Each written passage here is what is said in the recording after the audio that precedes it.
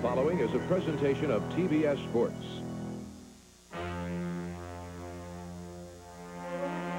Superstation WTBS presents in stereo America's team, the Atlanta Braves.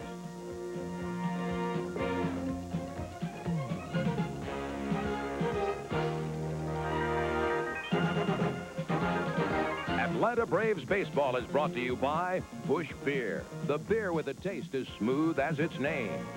By Delta, the official airline of the Atlanta Braves, serving more than 150 cities worldwide. Delta gets you there with care.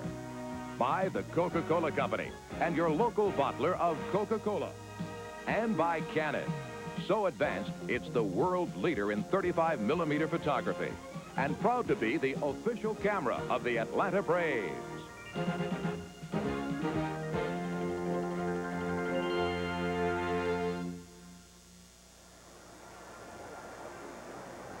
Tonight it's the Braves against the Astros from Houston. Good evening, everybody. Along with John Sterling, this is Ernie Johnson speaking to you from the Astrodome in Houston, Texas, where tonight is game 2 of a 4-game set for the Houston Astros. We've got an afternoon game tomorrow, night game on Monday. Not been a good road trip for the Braves. They're 3-5. They won 2 in Los Angeles, won only 1 in San Diego, and looking for their first win here at the Astrodome. Maybe tonight. Who are the pitchers, young man? Well, for Houston, they're going to start their right-handed Danny Darwin. Darwin's record only 7-7 on the year, but he has a very low ERA, and he's kind of a victim of Houston's inability to score. He's really pitched very well for the Astros this year. Rick Mahler goes for the Braves, and as you Braves fans know, Rick Mahler's been a hot and cold pitcher. When he's good, he's very good. When he's not so good, he has a lot of problems, and he has a losing record as a result. So 2 right-handers, Darwin for Houston and Mahler for the Braves. And we'll be back with all the action right after this work.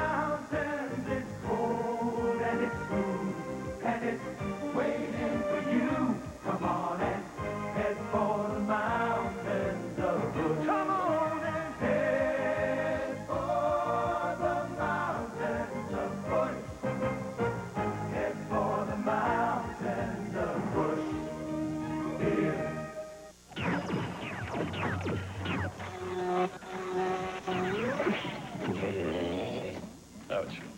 You remember the first time you tried these games? Space. But with practice, Captain Galaxy. And when you first tried Coke, I bet you said, no, thank you. But hey, let's try Coke again. Because once you got that new wave taste, you'll want to try it again, and again. Practice makes perfect. Catch the wave, Coke. Well, this ball game may even begin on time, so let's hurriedly go through the lineups. For the Braves against the right-handed Danny Darwin, they start their lefty hitting lineup. Deion James in center field. Ken Oberkfell batting second and third, then Gerald Perry at first. Dale Murphy bats fourth in right field. Ken Griffey hitting fifth and left. Ozzie Virgil, the catcher, bats sixth. Jeff Blauser, the rookie shortstop, hits seventh. At second base, Glenn Hubbard bats eighth. And pitching and batting ninth, right-hander Rick Mahler, 6-11 on the year, an ERA of 4.87. And he's 0-3 this year against Houston, lifetime 7-10. Now for the Astros, they start the same lineup that won last night's ball game. Against Mahler, they go with the rookie Gerald Young in center field. Billy Hatcher bats second and left, and Bill Doran hits third at second base. The catcher, Alan Ashby, bats fourth. He had a 2-run home run last night. Kevin Bass hits fifth and right. Glenn Davis, the sixth hitter, at first base. Batting seventh, Denny Walling at third. Craig Reynolds at shortstop hits eighth. Pitching and batting ninth, a good hitting pitcher, Danny Darwin. His record's 7-7, but his ERA is very low in this day and age, 3.68. 1-0 last year, that's his lifetime record. against the Braves. He came over late last year from Milwaukee. The umpires, Jerry Crawford will call the balls and strikes. Terry Tata at first, Bob Davidson at second, and Harry Wendelstedt at third. And as you look at the Astros defensively, they have an extremely fast outfield. Gerald Young at center can really go get him. The same for Billy Hatcher in left and Kevin Bass in right. Denny Walling at third, Craig Reynolds at short, Bill Doran at second, and Glenn Davis at first, and the veteran Alan Ashby catches Darwin. So we're about all set to go, the second of a 4-game series. Houston is 6-4 against the Braves this year. The Astros in third place with a record of 56-59, 3.5 games out. The Braves are now 15 games under 500. They're 50-65. In fifth place, 9.5 games behind the first place Reds. And Deion James leads off for the Braves. You see the good work that Deion has done in his first year with Atlanta. So it's James against Darwin, and to step in with the play-by-play, here's Ernie Johnson. Thank you, John. And the first pitch. Here's a ball high and away. We're underway from the Astrodome. James last night had a pinch hit triple and an RBI. He's got a single on his first turn, I believe. Yes, it drops in left field right in front of Hatcher. Deion James just keeps on doing it. I might add one more thing about Darwin. When he has trouble, it's normally in the early innings. If he gets by the first or second, kind of like Doyle Alexander, he's in good shape, but he might have problems in the first couple of innings. Darwin is 31 years old, and he's from Texas. Born in Bonham, Texas. The state of Texas has a lot of sons in the major leagues. Boy, they run into them all over the place. A runner at first and nobody out. Oberkfell didn't start last night. He's at 285. Against a lefty last night, Runge played third. Had a base hit, a single, and an RBI and a homer.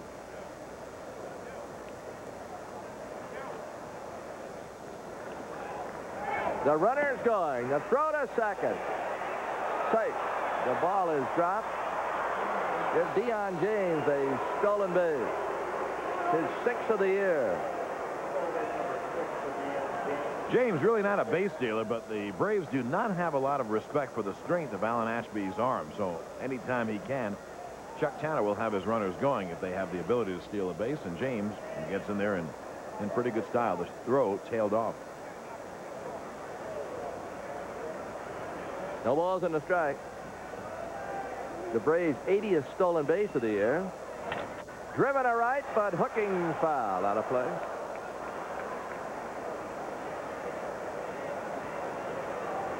A lot of hitters wear just their batting helmet up there, as Ken Oberkfell does. Some, like Deion James, just put the batting helmet on top of their cloth cap. Deion just keeps it on there all the time, even when he's on the base path. 0-2. A looper that could and will fall for a base hit. First and third. A little soft single by Oberkfell. He dropped it right between Hatcher and Young. It's kind of a nice base running play by Deion James. He couldn't go, and he waited about halfway to see if the ball would drop in. And Billy Hatcher smothers this so it doesn't bounce past him. That's a nice play by Hatcher. He was so close to the ball, it could bounce right over his head, but he smothered it before it could bounce off the AstroTurf up high. So the Braves have first and third, no one out. Their 3 best hitters coming up: Perry, Murphy, and Griffey. Perry 0 for 4 last night. Looking for RBI number 52. Oberkfell back. They played Perry to pull, although he hits a lot of balls to left center. They've got Young a little bit in right center. And there's a ball in left that should be caught. The tag, the throw, he's going to be out.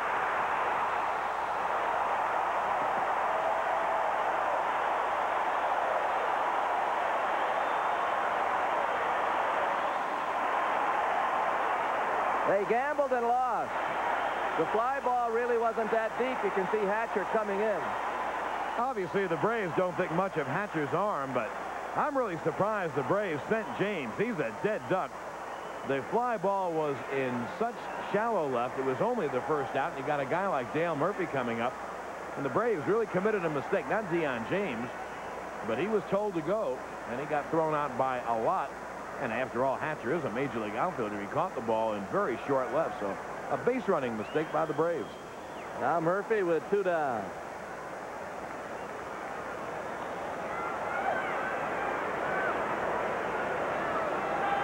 Obi at first base.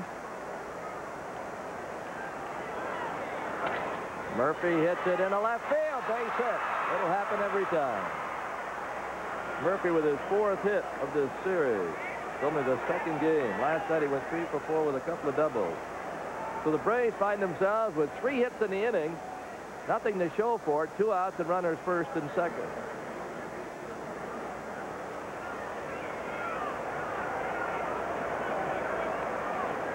Now Ken Griffey, 283, 12 homers and 54 RBIs. He didn't start last night. Renicky did in left. So far, Darwin leading a charmed life. He's given up 3 hits, and he can get out of it. Ball low. 1-0. Another action. The Cubs did it to the Mets again today. 7-3. Leach lost his first game of the year. Broken bat. Grounder second. They're going to get out of it. Dorn to Davis. Braves strand 2 and fail to score. We go to the bottom of the 1st.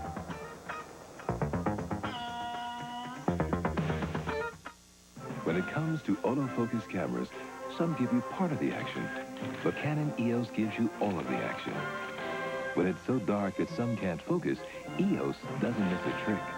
And Canon EOS has computers and motors in every lens for fast focus. So great shots are easy and so creative, the competition is out of the picture. EOS, more than autofocus, easier than ever. Canon, the official camera of the Atlanta Braves. When a lot goes into getting a perfect 35mm photo, Okay, all right, everybody. make sure it gets the individual attention it deserves with Eckerd's UltraLab 35 photo processing. UltraLab examines each negative for color and contrast, uses only Kodak paper and chemicals. Plus, UltraLab prints are 30% larger. Take your 35mm film to someone who works as hard as you do to get that perfect photo. Eckerd UltraLab 35. Nothing looks better. This is the anatomy of a whole new animal. With galvanized steel rust protection, front, sides, and rear. The 88 full-size Chevy pickup from the heartbeat of America. Fresh scent Clorox, I say fresh scent Clorox. Fresh scent Clorox bleach, goodness, it smells so good. Fresh scent, another great Clorox bleach. Goodness, it smells so good. There you see the Braves in the field behind Rick Mailer, who's lost 3 to Houston this year, 6 over the last 2 years, and there's not one, but lifetime he is 7-10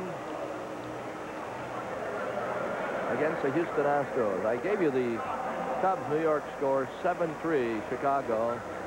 Moyer beat Leach, Martinez and Durham home runs Chicago, Hernandez and McReynolds homers for New York. The Giants beat the Dodgers 5-0. Dravecki paid a dividend. They got him from San Diego. He beat Valenzuela. Here's Gerald Young. This kid can fly. Here's the pitch. Curve inside. In the American League, a beauty by Dotson of the White Sox. He shut out Toronto 1-0. He beat Clancy. Pitch is high, and a real weird one at Boston. A walk with the bases loaded gave the Red Sox a 7-6 win over Texas. There's a swing, foul tip. Gardner won it, and Howe lost it. Marzano and Greenwell hit home run for the Red Sox. Those are the only completed games at this point. Pitch is high. Yankees leading Cleveland 2-1, bottom of the 3rd. Milwaukee and Baltimore scoreless as they go to the bottom of the 4th. There's a walk. the leadoff batter. Pittsburgh won, Montreal nothing after 3, Philadelphia won, St. Louis nothing after 1.5. And Paul Molitor's already picked up a base hit. He is hit now safely in 30 straight games for the Milwaukee Brewers. Good for him, and he did it right away. I think he led off the game with a base hit. That's the wrong guy to walk for Rick Mailer. Gerald Young, who at this stage of his career is kind of a punch and Judy hitter. He has great speed, as Ernie said. He's stolen 12 out of 15 times. Only been up about a month, and he is sure to go. Hatcher hits it into right field. Murphy with a throw to third. He's going to be safe. Right away, Houston gets runners in scoring position. Well, watch this job of hitting by Billy Hatcher. He wanted to hit behind the runner in the hole, and he just guided the ball. It was a high pitch. And look at him hold his swing up late and just guide the ball on the ground to right field. And Young beats a great throw by Murph. He's so fast. So the Astros now in business. First and third, no one out. Ball is shot into right, and Murphy's throw wasn't that bad. Made it very close, and that was close at first. Hatcher has 42 steals in 48 attempts. And if he gets a pitch, he'll try to get to second base. Off the pitcher's glove, he'll get one. Naylor. A line drive that he almost held on to. He got one. Boy, that was a bullet. Rick Mailer makes a heck of a play. He can get killed on this. Dorn hits the pitch right back where it came from, and Mailer knocked it down with his glove and really made the one play that he had. Nice base running by Billy Hatcher to get to second base as that ball hit the ground. He might have been doubled up if Rick had held on to it. This is a guy who's been carrying this ball club, Alan Ashby. He homered here last night. He's batting .312, 11 homers and 50 RBIs. Those RBIs are a high for him in the major league. His high in homers is 12. He's going to pass that. Runners second and third, one down. Fastball outside. Kevin Bass is on deck. Ashby's been around a while. Having his best year.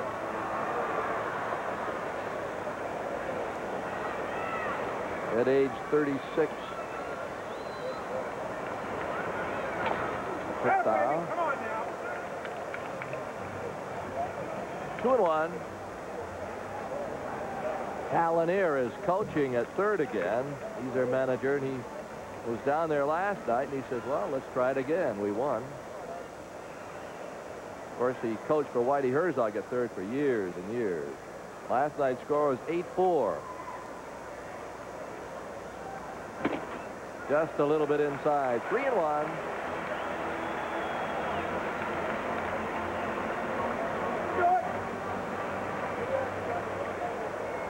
They shade Ashby a bit toward left. He's a switch hitter. His home run last night went over the center field wall. The curve is at foul, out of play. There are a lot of Braves fans here. Put several banners up. The power of the cable. 3 balls, 2 strikes. There's one right there.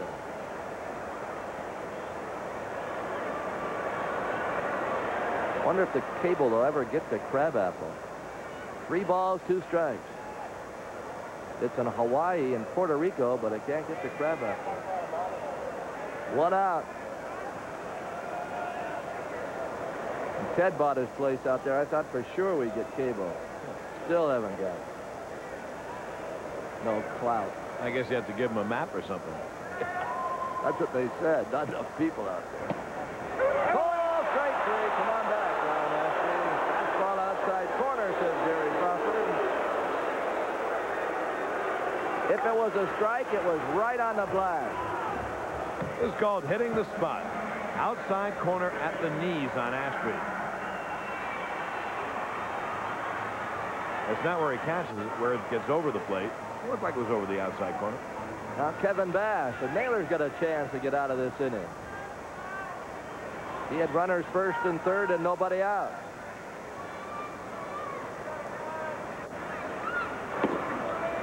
Strike called on a curve. Bass last night went 1 for 3 and he had a stolen base.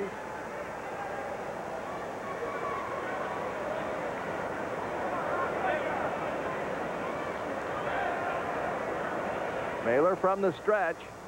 This is outside.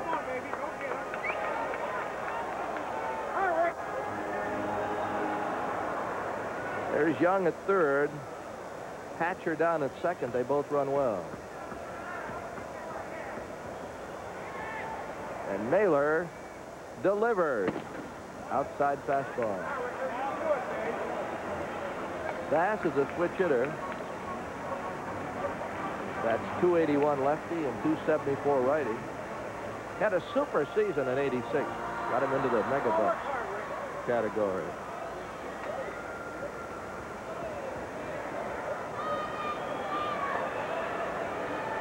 Two-one delivery. Loop toward left. It's going to be in for a base hit. 2 runs in. Mailer didn't have any luck on that pitch. Might have even broken his bat, but he got a looping single left for 2. I think the pitch was in on him. Well, we get to look at the pitch again. Fastball up, and Bass just got enough. And it sails into left field. 2-run score, and the Astros capitalize on their base hits and have a 2-0 lead. And take a throw over there because Bass runs well, too. They've got some speed. They've stolen over 100 bases. Davis takes the ball high. They have 113 stolen bases coming in. And they've been running intelligently. They've only been caught 33 times. That's quite a ratio.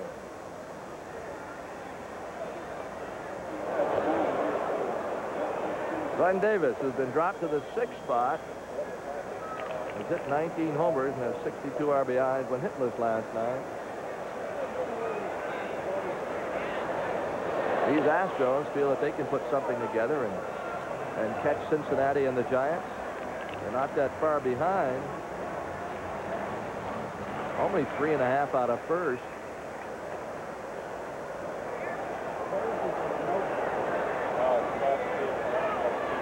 No balls, 1 strike. Davis gets tired of waiting on Mailer. Now Virgil and Mailer are going to have a little powwow. Well, I hope I've got this correct. I believe I do. In the Pan Am games today, the USA beat Cuba 6-4. That's the first victory over Cuba in a long time. And I think it was Ty Griffin of Georgia Tech who had a 2-run homer in the bottom of the ninth to win that ball game. And he's hit another one beside that one. Ty Griffin. Nice score, kid. You like to watch these kids progress in baseball from the college level to the pro level. And on Monday night, we'll watch Tom Glavine, who we watched in spring training, make his major league debut. Tom Glavine. I talked to one of the Astro scouts tonight, and boy, is he high on Glavine and Blauser, and also a kid down at Greenville, the second baseman, Ronnie Gant. You know, Gant's going to get a chance. Gant just does everything you want him to do, and he goes to the minor leagues and knocks in runs and plays well, and look for him to get a good shot. If not this year, maybe in September he will be called up, but look for him next spring. And Ernie, to get a good shot. Another good report from this scout with the Astros. I'm not going to name the scout because he's not giving away the secrets, but it's the left-handed Kent Merker. Right to Hubbard. Inches off the artificial turf, a line drive. We're out number 3, but not before they pick up 2. We go to the second inning.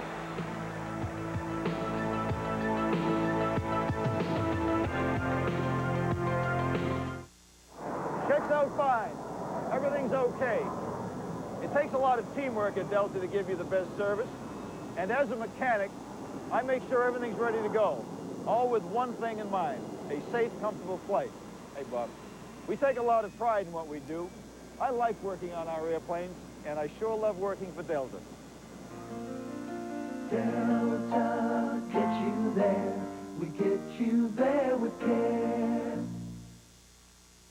Dear Dave, this little gift may surprise you, especially since it comes from your square old man. You see, you live in a world I never imagined, with herpes and AIDS and a whole lot of scary diseases I can't even pronounce. This is a gift of love and caring and, I hope, understanding. Take care of yourself. Pop. Ramsey's Extra with Nanoxanol 9, the Take Care condom. How does Giants nose guard Jim Burt cure athlete's foot? Ask Mrs. Burt. I give him NP27. It has an ingredient recommended by doctors. Works strong. Works fast. NP27. Nothing's a better cure for athlete's foot.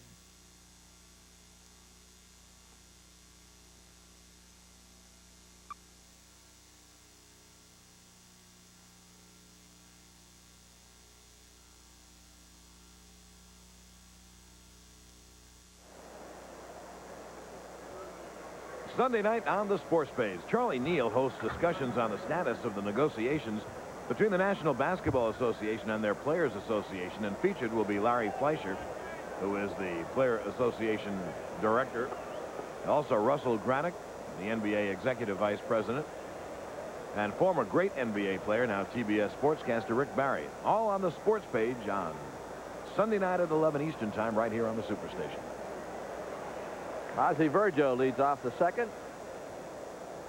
Went 1 for 2 last night as a 5-game hitting streak. First pitch is high, 1-0.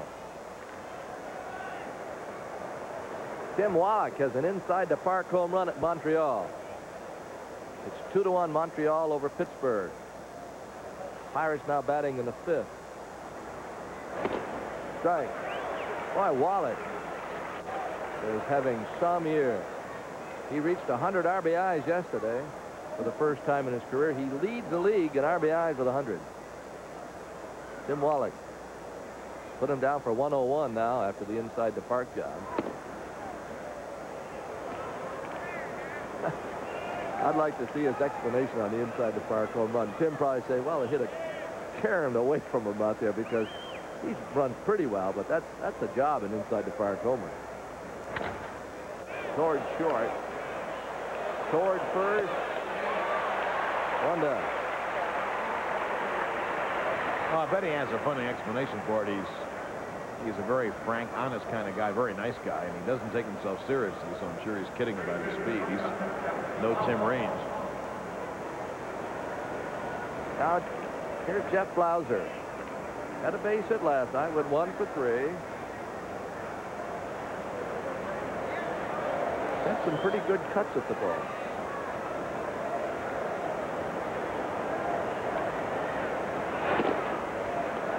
One ball, no strike. Phillies 2, St. Louis nothing. Bottom of the 3rd at St. Louis. Fouled away. The Cardinals right now lead the Mets by 6 games. If they win tonight, it goes out to 6.5. Montreal's 6 back going into tonight's action. Cincinnati had a half-game lead on the Giants, but right now the Giants are tied for first with the Reds. The Reds are not playing tonight. There's a football game in San Diego. They'll play tomorrow against the Padres. Detroit could get to within a half game of Toronto if they can win. They're playing Kansas City. It's scoreless in the 4th.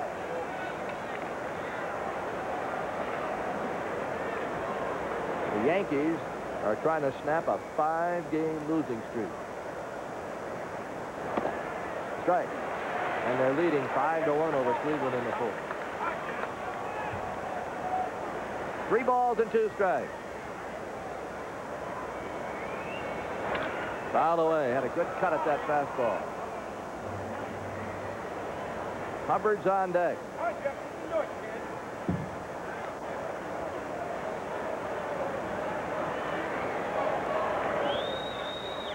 Danny Darwin leading 2-0.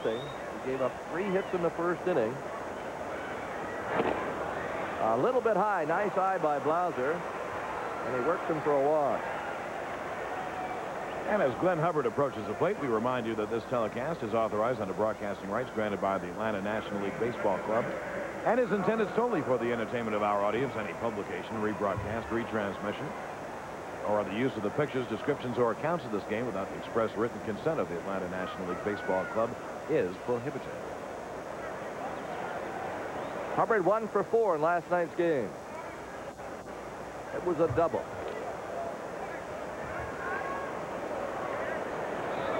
Blauser's got pretty good speed. Darwin keeping him close. Mailer on deck.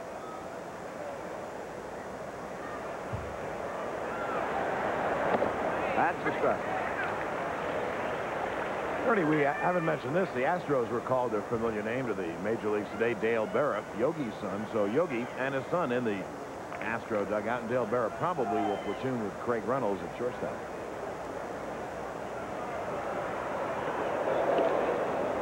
I believe Biancalana was sent out. Yes.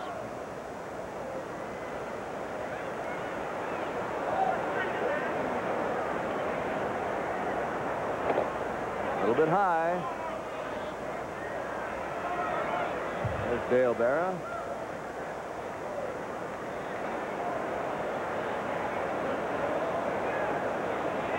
Dave Smith alongside.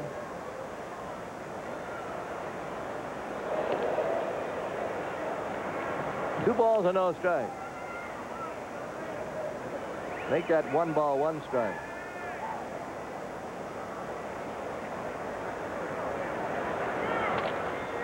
Now it's 1 and 2. Sunflower seeds really catch it in the dugout. Well, a lot of players and managers and coaches chomp away on it. We hope Joan Hawsey enjoys tonight's game. She's a big Braves fan. She watches in Lake Charles, Louisiana. A lot of people from Louisiana come over when the Braves reach Houston. 1 ball, 2 strikes.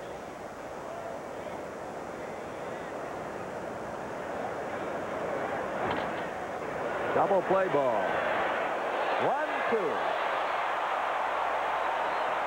6-4-3, Taylor made. We go to the bottom of the second, down by a couple.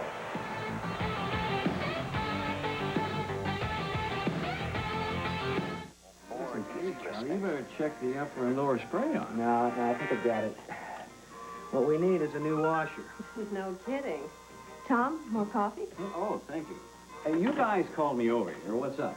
Well, we know the harbor business pretty well, but... Yeah, but as you know, when it comes to life insurance, we're lost. Okay. How can I help? Your Life of Georgia agent. Good advice for over 95 years. Ladies and gentlemen, welcome to the Arm Wrestling World Championship competition.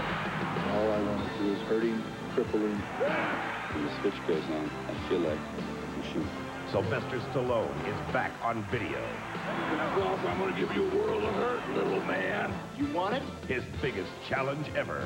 I own you. Come on. Over the Top. See it for yourself. Bring home Over the Top, now on video cassette at video stores everywhere. Chocolate is scrumptious when it crunches. That's why I love Nestle Crunch. That's why I love Nestle Crunch. Fresh scent Clorox, I say fresh scent Clorox. Fresh scent Clorox bleach, goodness, it smells so good. Fresh Scent, another great Clorox bleach. Goodness, it smells so good. Superstar Summer continues with Henry Fonda and Maureen O'Hara, living and loving on Spencer's Mountain, 10:30 Eastern on the Superstation, Sunday morning. We're going to the bottom of the second. What's that say, John? So the Astros and WTBS were #1. Yes. I could read that part. I thought they said, anyone want any quiche? I don't believe it was that. And it wasn't Albuquerque. No. Albuquerque. Denny Walling hits it hard. Nice play, Gerald Perry. Can he get in? Yes, he can, as Bailey gets over there. Gerald Perry on a great play at first. And he's made some this year. Took a double away from Denny Walling. Yes, he did, going toward the line and diving just to get his mitt on it. And he knocked it down and fed Mailer for the out. Perry has really improved his first base defensive play this year by leaps and bounds. It's a nice camera work. Here's Craig Reynolds, followed by Darwin.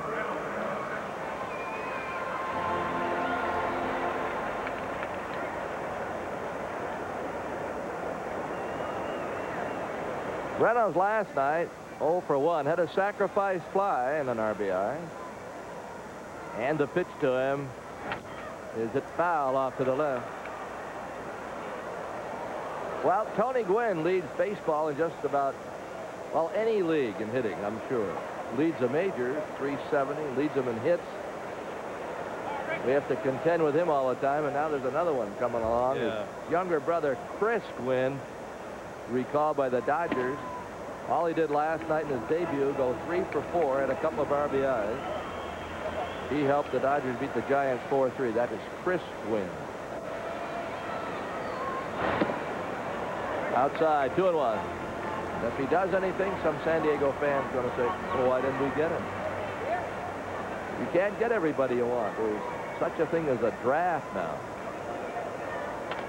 Little pop, somebody's going to catch it. Oberthal. Ober, you can catch it behind your back. A real soft pop-up for out number 2. There was a time when scouts, if you were a good salesman, would really help the ball club because there was no draft. Everybody was up for grabs. If you could do a better sales job than another scout, the young man would come to play for your team. Usually it's centered around mom and dad and making sure that you said, Mom, that's the best dinner I've ever eaten, while you're recruiting their son. A lot of great scouts in those days. Strike call. This is the pitcher, Danny Darwin. There's a few scouts right there. Bill Whirl is down there from the Orioles. Saw him before. 1 ball, 1 strike.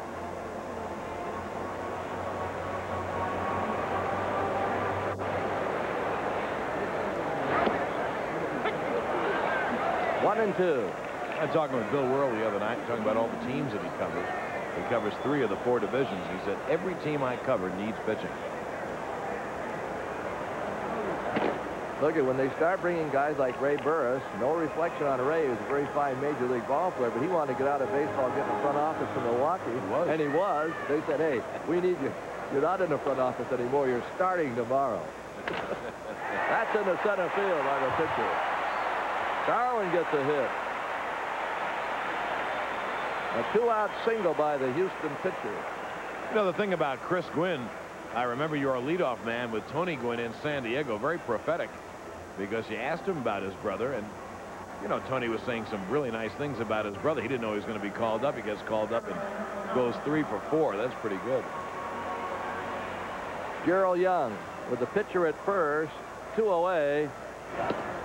Perry playing very shallow at first, looking for a bunt, I guess, a surprise bunt, a drag bunt, with 2 down. It went away from him. Harry Wendelstedt says he no, he didn't go.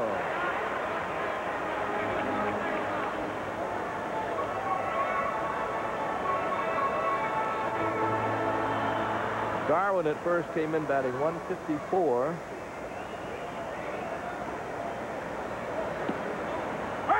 He's running. A little pop. Can Hubbard catch up to it? Yes, he can. That saved a run. Believe it or not, Darwin was running on the pitch. He was stealing, and he was at third when Hubbard caught that ball, or close to it. If he doesn't catch it, he might have scored. Nice play by Hubbard. We played 2. It's 2-0. Houston. All good horse traders know horses.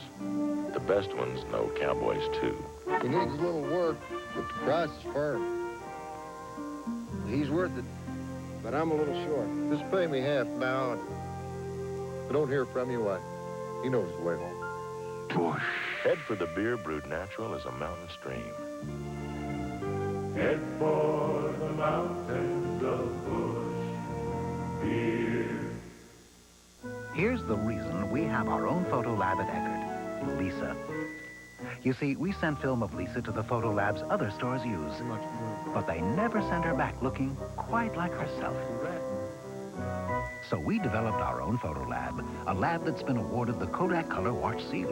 Unlike most stores, we have our own lab, because at Eckerd it's just more important that Lisa look like Lisa.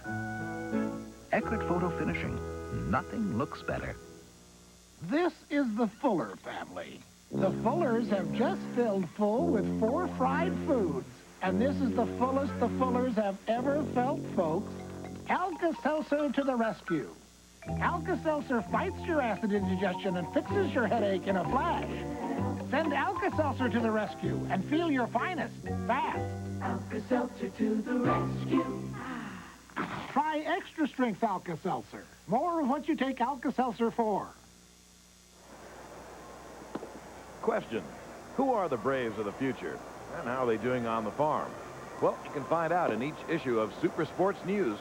To subscribe, send $11.95 for the next 12 issues to the aforementioned Super Sports News. Post Office Box 89162, Atlanta, Georgia 30312. We're going to the third inning. Nate Andrews was a former pitcher for the Braves of Boston back in the early 40s. He's been laid up, not feeling very well, and if anyone wants to drop him a card, it's Nate Andrews, Route 3, Box 271 in King, North Carolina. In fact, if you said Nate Andrews, King, North Carolina, I'm sure they'd find his home. Nate not doing too well. I think the card would pick him up. Rick Mailer will lead it on. And he fouls a pitch to the screen. Deion James on deck. The Braves had a chance in the first inning.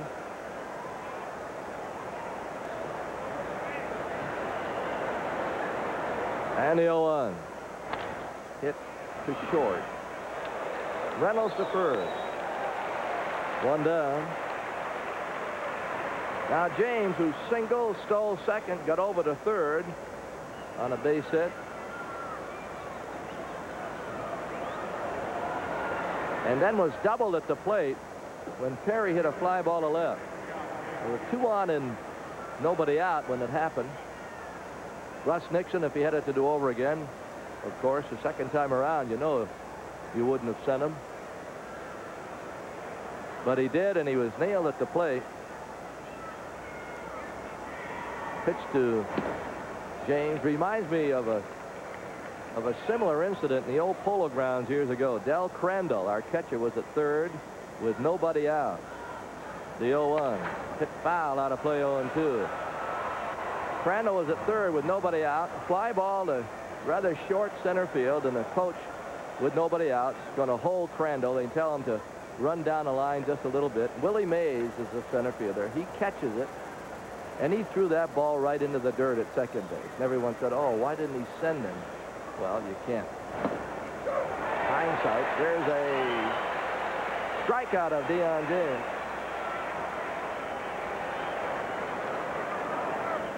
Looked like a breaking ball from Darwin. Was it ever? That's a terrific pitch right there. 2 away. Anyway, Crandall at third went halfway and then went back, and Willie Mays took the fly ball and threw it right in the dirt. It hardly got to second base. Now the next batter hits a fly ball deeper to Willie Mays. He backs up. Crandall says, well, I'll make this one. Mays nailed him with a strike. I'll never forget that. Crandall said, why didn't we go on the first one? 1 ball, no strike. Was this before everyone knew he had a great arm? Yeah, I think from day one, everyone realized that he had such a terrific arm. He threw people out. I saw Mays throw someone out. He caught a line drive, fouled away by Obie. He caught a line drive going to his right and leaped up in the air like a quarterback and threw someone out at third base, leaping. His arm was so strong. And always for the dramatic.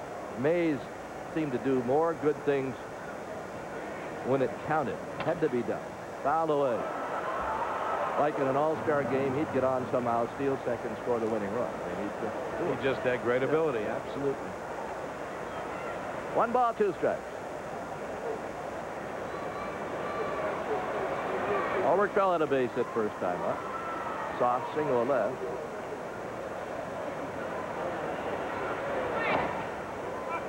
I guess the most famous throw occurred it was a playoff game, wasn't it? The Dodgers and the Phillies. Cal Abrams tried to score from second on a line drive single to center, and Richie Ashburn, now a great Phillies broadcaster, did not have a strong arm, but threw a one-hop strike. One thing Ashburn could do, he could charge the ball real well and make up for any arm deficiency. Did that hit? Obi hit the bat, I guess.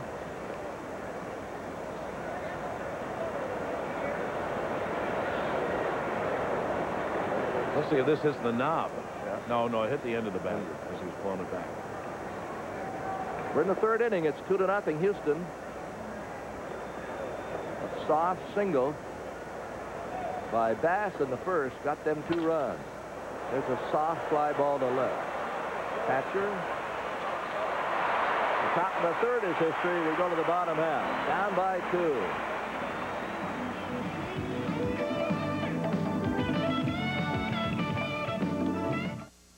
When you tackle a lawn with a snapper, you get more than just a fast start. You get Snapper's worldwide reputation for rugged dependability and innovative features, like our Snapperizer, Thatcherizer, and convenient back and set. And Snapper trimmers let you finish the job right, with real weed-busting power that also converts to an edger or brush cutter. It's a snap with Snapper. Ask your dealer about Snap Credit with no money down and low monthly payments. You're in Germany? I'm getting married at 5. Don't worry. I'll be there. You go all out. Old Spice deodorant introduces all-out protection. Always coming through. When friends are counting on you, you go all out. You go Old Spice. New wide Old Spice Fast Track is clinically proven to block odor better than the leading men's deodorant. That's all-out protection. You go all out. You go Old Spice. All-out protection. Players have gathered. It's time to prepare for battle, to gear up for all-out gridiron war. The 1987 NFL season. You too can prepare with the pros as CNN Sports Tonight takes you inside the NFL training camps. Each and every night on Sports Tonight, live at 11:30 Eastern on CNN. Superstar Summer continues with Rob Lowe and Ali Sheedy. Oxford Blues. 7 Eastern on the Superstation Sunday night. This portion of Atlanta Braves baseball is brought to you by Budweiser. Beechwood aged for that clean, crisp taste that makes Budweiser the king of beers. For all you do, this Bud's for you. And by Eckerd Ultralab 35. Nothing looks better. We're going to the bottom of the 3rd. Hatcher will lead it off. We got some exhibition football scores for you. Broken bat. Blauser's going to have to make a play. He couldn't get the ball out of his glove. It'll be a hit, but if Blauser gets it out of his glove and doesn't hesitate, he's got him. Yeah, Jeff has such a strong arm. You'll see him reach twice for the ball. There's once. He just couldn't get it out. And he has to throw late. And Hatcher, as we mentioned before, has stolen 42 times. So if Doran gives him a chance, he'll be off.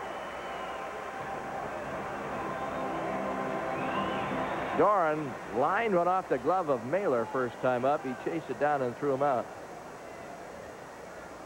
It was a little double clutch. He got it out of his glove. A little double clutch by Blauser. And Hatcher beat it.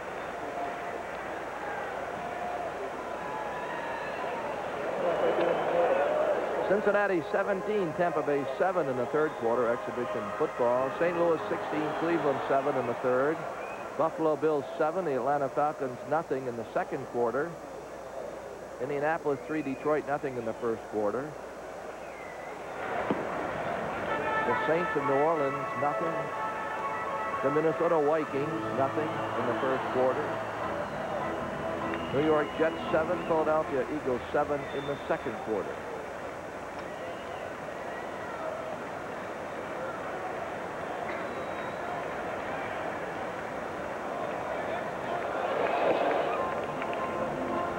ball, no strike. And basically about those early preseason games, Ernie, we like to look at a lot of people.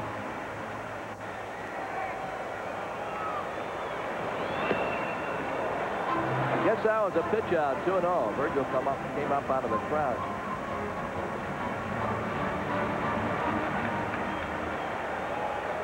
And the football, of course, takes many a crazy bounce. It's oblong.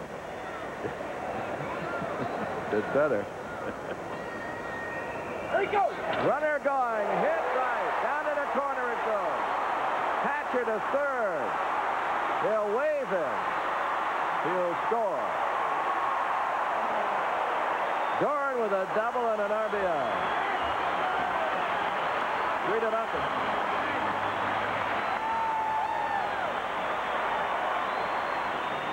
Well, this is hit and run to perfection.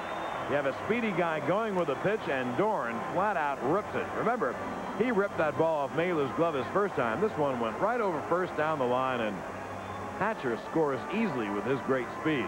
One RBI double for Billy Dorn, and Houston really in business. Still nobody out for Alan Ashby, who struck out the first time up.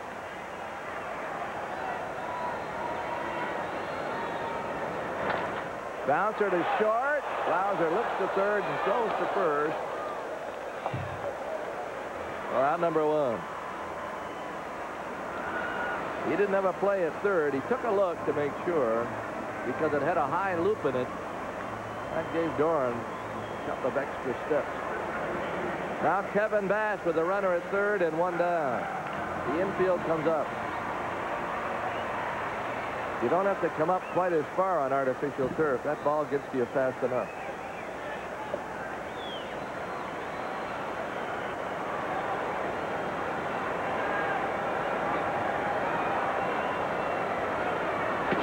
Inside fastball, 1-0. Milwaukee 1, Baltimore nothing, bottom of the 6th. Yankees 5, Cleveland 2. They're now in the top of the 5th.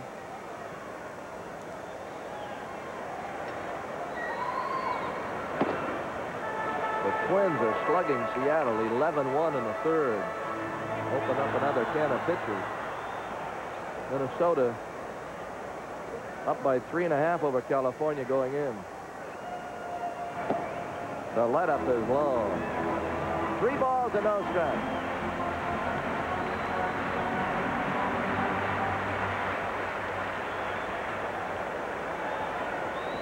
This trailing is getting a little old, folks. 3 balls, no strikes. Happen often on this trip.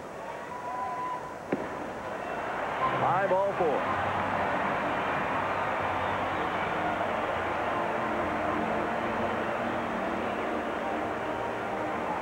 Now the Braves move their shortstop and second baseman back, looking for a double play. Davis lined to second, first time up. Jim Acker starts throwing in the Braves bullpen.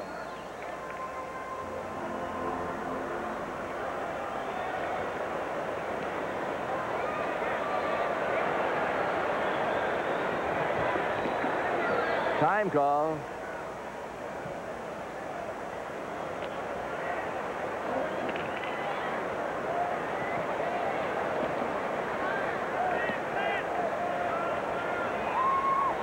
Curve, drill, left field, forget about it. Ballpark, 1 home.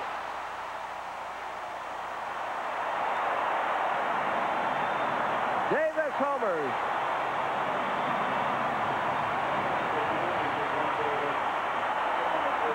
His 20th. This curveball looked like it was right up in his eyes. 6-0. Well, if you had to spot just one flaw about Rick Mailer tonight, the flaw would be just that, Ernie, that his pitches have been up. Look at this curveball. That is called the ever-popular hanging curveball. It kind of hangs up there in your eyes, and Glenn Davis just bashes it out. But almost every hit that the Astros have had tonight have been belt up.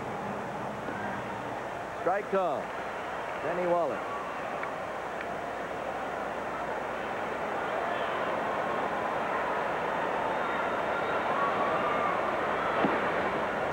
Houston 6, Atlanta nothing. This isn't the Oilers. They're in the bottom of the third. Out to Blauser. Throws him out. Walling is out for the second time. Now Craig Reynolds, who popped the third first time up. They have 6 runs on 6 hits. Mark McGuire did it yesterday. His 39th homer. An all-time high for a rookie. Mark McGuire of Oakland has hit 39 with over 40 games left in the season. That's in the right field. Base hit. Craig Reynolds. 4th hit in the inning. Chuck Tanner has seen enough. Jim Acker will be next. Acker, another Texan. Mailer, a Texan, leaving.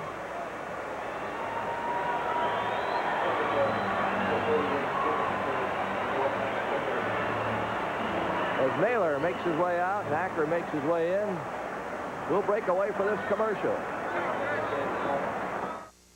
This relief break is brought to you by Pepto-Bismol, because the pitcher isn't the only one at this ball game who needs some relief.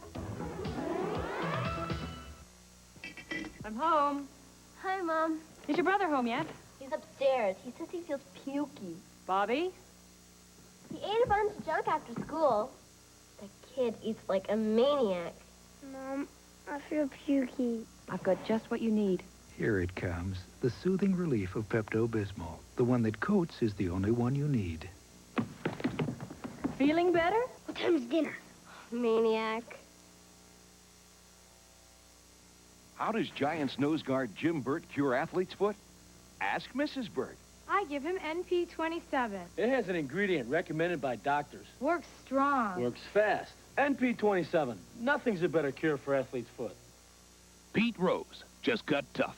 Because now I use Tegrin medicated shampoo. Head and Shoulders, not tough enough. Tegrin's 4 times tough on all 4 major causes of flaking and itching. Get 4 times tough with Tegrin. Jim Acker, the new pitcher. He'll face Darwin with 2 outs. Mailer went 2 2/3, 7 hits, 6 runs so far. There's Davis, who has hit 20 or more homers in his last 3 seasons.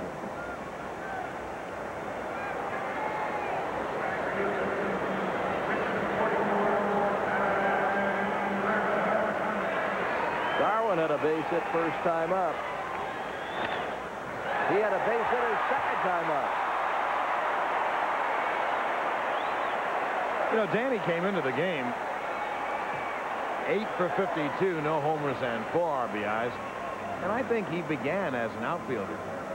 I remember reading or hearing that story once. He's a pretty good hitter, Danny Darwin.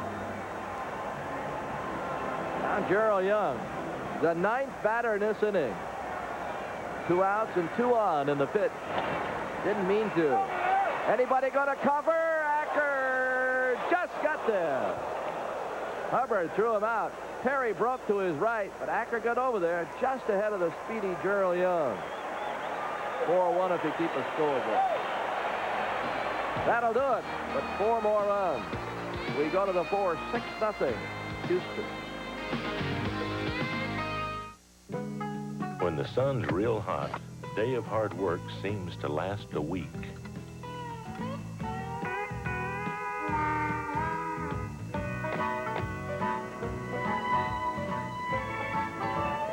With you boys, it's only 102. Bush. Head for the beer brewed natural as a mountain stream. Head for the mountains of Bush beer. How does Giants nose guard Jim Burt cure athlete's foot? Ask Mrs. Burt.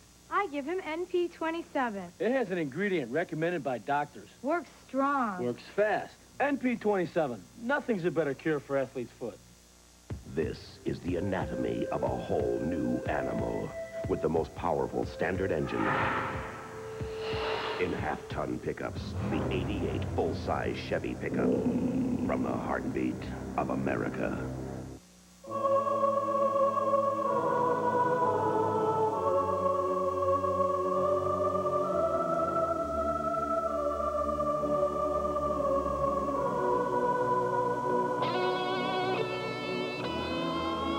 There's a new stone-washed jean from Wrangler, made for a man after his work is done.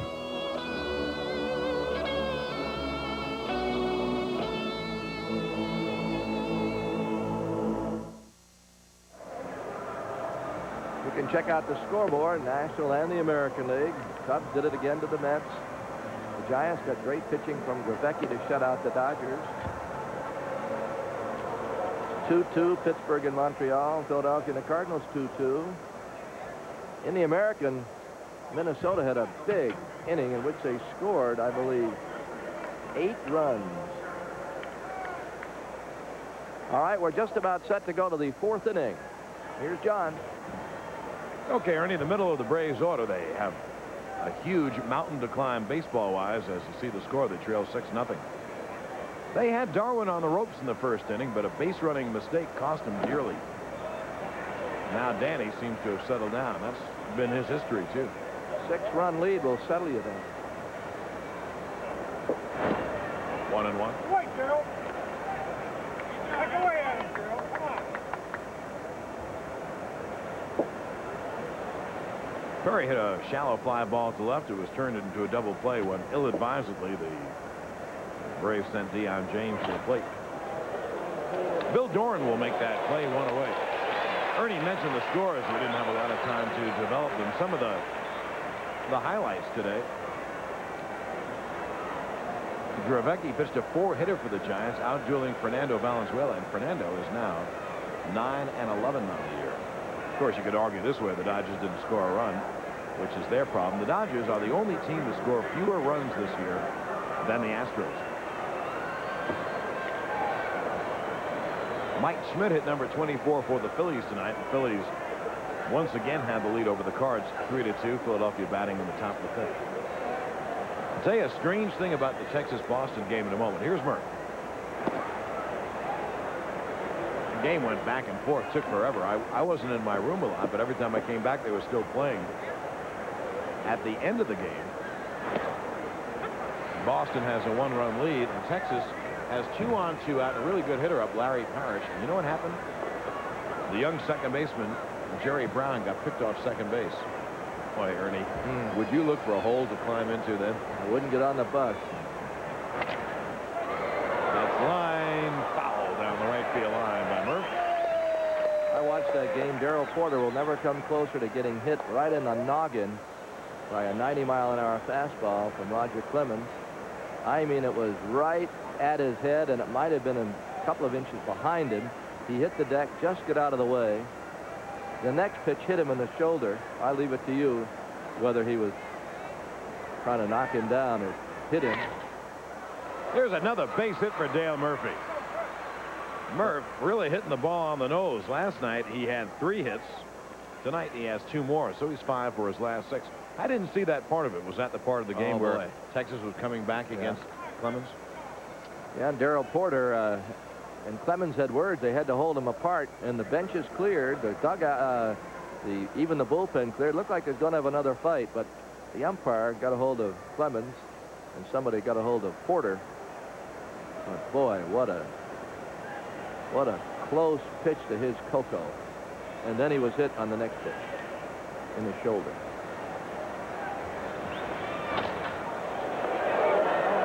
Doran goes to second to get the front man. No double play attempt. Nice play by Bill Doran. Griffey reaches on the fielder's choice, which goes 4-6, 2 away. Now here's Ozzie Virgil. Well, when that happens, especially a guy with pinpoint control like Roger Clemens, you know he was throwing at Darrell Porter. Well, I just thought after the knockdown, and I mean he was flattened. I thought the umpire should have said, "Okay, you're warned. Don't do it again." But there was no warning. It's interesting that Texas, I doubt see the game. Apparently, Texas did not retaliate. They went on to lead, and then they just blew the... If memory serves, early in his career, Darrell was hit in the head at a pitch. It was somewhat serious. I kind of remember that. He was with Milwaukee, maybe Kansas City at the time. 1-0 on Virgil. 2 outs, and Griffey at first base. Ozzie grounded to short his first time. Braves on the short end of a 6-0 score. Darwin throws hard. His best fastball's around 90 or so. And with that almost sidearm delivery, about 3/4, that ball moves a lot. He's a pretty good pitcher. Hey, one thing for the Red Sox, they run a few new players at you from their farm system. They bring up some pretty good players. They're just weak in their pitching. Seems like they've got some future fine ball players coming along. Well, their DH has burst into prominence. Sam Hornson's coming out. And that lefty hitter Mike Greenwell's an awfully good hitter. Ellis Burks, the center fielder. Yeah, they have brought up. Yeah, some Greenwell hit a players. homer today. And a young catcher. He was an Olympian, you know that, Morizano? Yeah, he homered today. Virgil draws the walk, and the Braves have 2 on and 2 out. Rich Dotson, a pitcher that everyone is trying to get from the White Sox, shut out Toronto, pitched a 6-hitter. Don Mattingly has a home run tonight for the Yanks, who lead Cleveland 5-2 at the end of 4 1/2. And Ken Herbeck hit number 30, and Tom Brunansky hit number 24 for the Twins. Twins have a heck of a chance to win that pennant, adding Joe Nico to their pitching staff and all. They have built up just about a 4-game lead in the West. Braves in need of a big hit. Here's Jeff Blauser with 2 on and 2 out. Atlanta gets their bullpen up just in case they get down to the 9th spot. Blauser hitting 7th, then Hubbard, and then the pitcher spot. Good breaking ball by Danny Darwin. Jeff Dedman, that's Rich Morales, the bullpen coach, playing protector.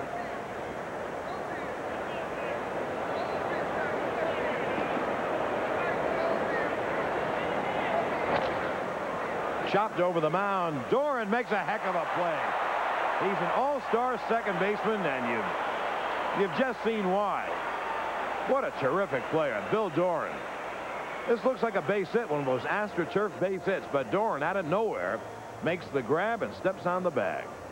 For the Braves, they get no runs on a hit and leave 2. And at the end of 3 1/2, the Astros riding high with a 6-0 lead. Now's the time to vacation in Europe with Delta. We'll give you a free car for an entire week. You can see all those sights you've dreamed of seeing with your own car, free. We'll fly you to England, or France, or Germany, or Ireland. For Delta's low fares, call your travel agent. Delta gets you there with care. Life is a catch-22. When I want to impress a big client, I feel stress. And what do I get? Body odor. Then I'm not at my best, so I get more stress, more body odor. So I use Safeguard every day. Fact, Safeguard can fight the bacteria that causes body odor. Helps protect me no matter who I'm trying to impress. With Safeguard, even when I'm under stress, there's a part of me that's very calm. I was cooking on Kingsford showing Major League form, but the minor league charcoal was stuck on warm. Finally, old Lefty threw down his hat and said, when you're hot, you're hot. When you're not, you're not. I take a Kingsford view about barbecue. When you're hot, you're hot. Kingsford charcoal is made with premium wood char. Kingsford burns hot when some others might not. Said, pay attention, son, let me show you how it's done. When you're hot, you're hot. He said, thanks a lot. When you're hot, you're hot. Will the NBA players go on strike? Hear from both sides in exclusive interviews, plus the rest of the day in sports. The Sports Page, 11 Eastern on the Superstation, Sunday night. Billy Hatcher leads off. And that's a base hit. Blauser makes a heck of a play. But Hatcher has great speed. Well, Blauser keeps showing a little bit more every day. And remember, the Braves, in their minds at the present time, have Blauser kind of penciled in at second base in the future, but it's a heck of a player, isn't he? It was, and he had to brace himself try to get a speedy guy. Hatcher beat it. Second infield hit, his third hit overall. I keep telling you that Hatcher's going to steal, but Doran doesn't give him a chance. Doran ripped a bullet off Mailer's glove and was thrown out his first time. Then he ripped an RBI double down the right field line. Let's see what he does against Acker. There goes Hatcher at no throw. Gee, you have a guy at first base with 42 steals and 48 attempts, and you have to give him a little bit longer look than that. I don't care who the catcher is. He had no chance to throw him out. Takes off. No throw. Hatcher now with 43 stolen bases. 2-0 on Doran as Acker's curveball missed. Billy Hatcher has become an offensive threat in his second year with the Astros. He played about a half season with the Cubs, involved in a trade with Jerry Mumphrey. He played a lot last year for the Astros, but he's really kind of matured as an offensive player, and he's one of those guys who gets on base a lot. Not a home run hitter, but has some power. He has 9 homers. But when you hit 300 like Hatcher is doing and have 43 steals, boy, you're some offensive player. He holds that glove so that he doesn't open the hand and hurt his fingers when he slides.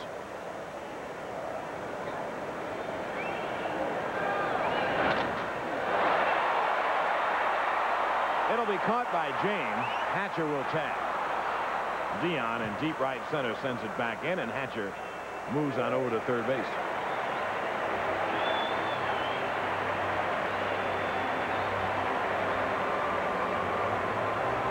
Now 1 away. And Jim Acker has to retire Alan Ashby. The Braves will bring the infield in. When you're down by 6 runs in the 4th inning, you don't want to fall any further behind, that's for sure. So the infield comes in. I already mentioned it before. On AstroTurf, you don't have to come all the way in. The ball gets you pretty quickly. The only player who's playing about halfway is the shortstop, Jeff Blauser. He has an excellent arm, so if the ball is hit right to him, he could get Hatcher at the plate.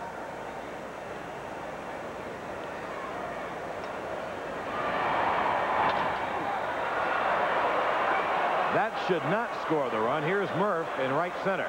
Hatcher is coming. The throw is offline. Hatcher will score.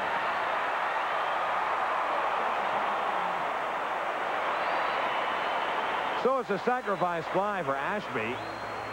He adds to his RBI total, the most he's ever had in 1 year in the major leagues, and Houston has built a 7-0 lead.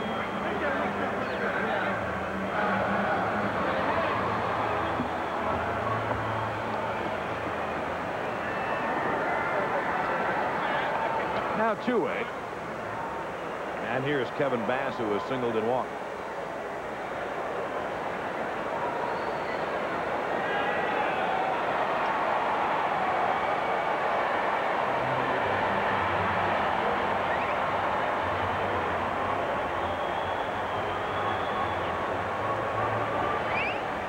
Tomorrow afternoon, we're with you at 1:30. We're going to look that up to be sure.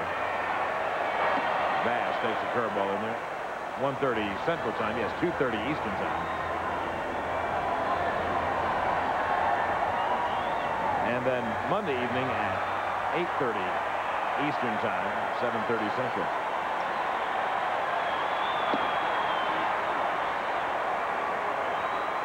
Oh, and 2 on Bass.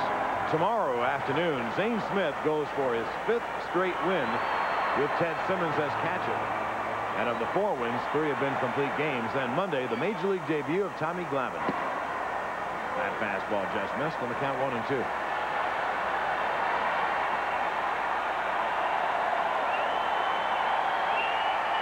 There's the ex-hockey player, draft choice of the LA Kings, Glenn Diamond's favorite hockey team.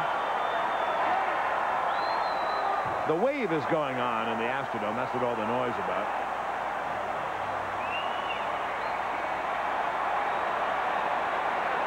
Another terrific crowd, a crowd in excess of 30,000 in this huge dome, and they expect a bigger crowd tomorrow afternoon.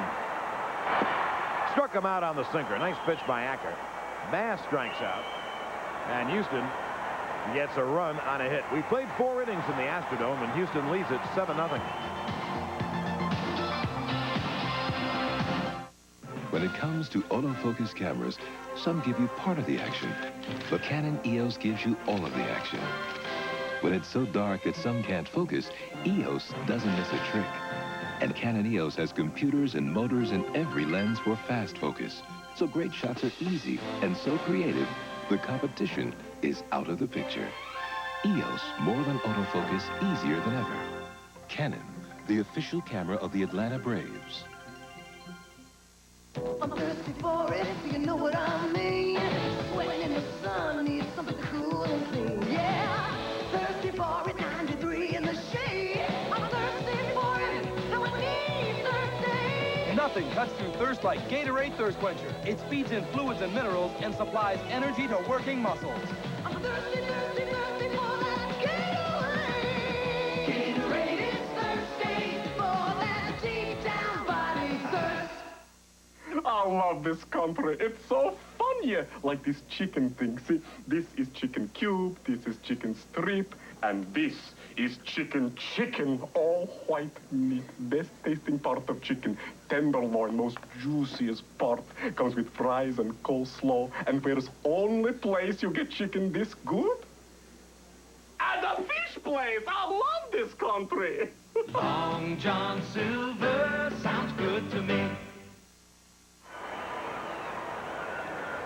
Be one of 80 lucky men or women aged 30 or over to play ball with Hank Aaron, Eddie Matthews, Warren Spahn, Lou Burdett, and more of your favorite former Braves at a one-week spring training fantasy camp in West Palm Beach, Florida. Call now at area code 404-522-1100 for your free brochure. Boy, that is fun. You get to use the Major League facilities down at West Palm where the Expos and the Braves train.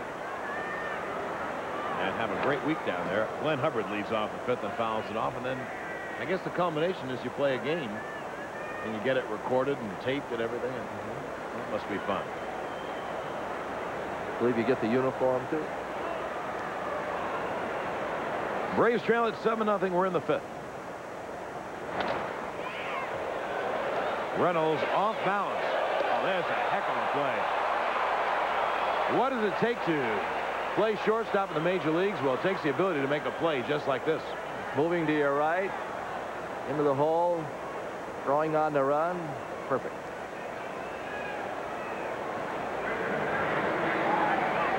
Now 1 down, and Jim Acker will hit for himself.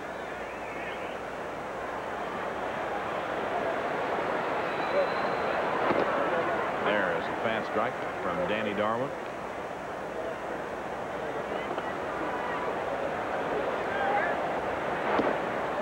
One and one. Tigers lead Kansas City 4-1. They play the bottom of the 6th in KC. If the Tigers win, they'd move to within a half game of Toronto. Blue Jays shut out 1-0 today. The Giants shut out Los Angeles, so they and the Reds are tied for first place.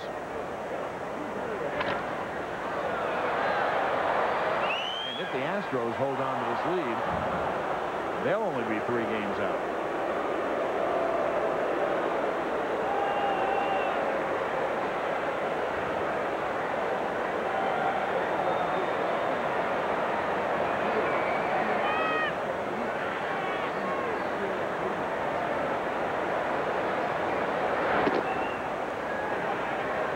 Now the count goes full on Acker, 3-2. Well, there are the standings right now. Cincinnati does not play tonight. And Acker walks.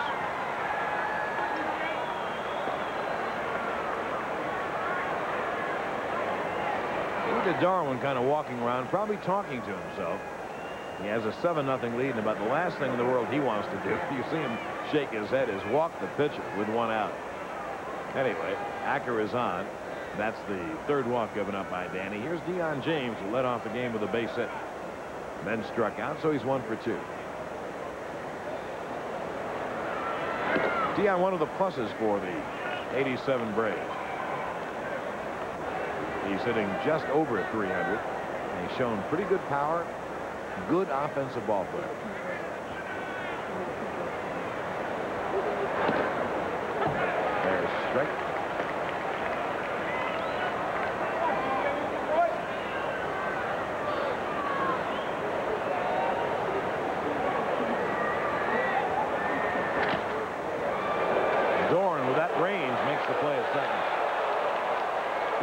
seen a tour de force by Bill Doran tonight. At the bat and in the field, he has done just about everything. He's an awfully good player. Moving to his left and then making a quick pivot. He got Acker. They weren't concerned about a double play. It was just a force play type. Now 2 down. Here's Ken Oberkfell, who's 1 for 2. Braves trail at 7-0. We're in the top of the 5th. John Sterling, Ernie Johnson with you from the Astrodome. And Pete and Skip will come on by at the end of this inning. There's a base hit to center field. James will take the extra base. Young throws back to second. And what the Braves need, I know it sounds very simplistic on my part, but what they need is a big hit. One of those doubles in the gap that would knock in 2 runs, or maybe the long ball. Get back in this game. There's Obi. He and Deion James have set the table tonight. Gerald is 0 for 2.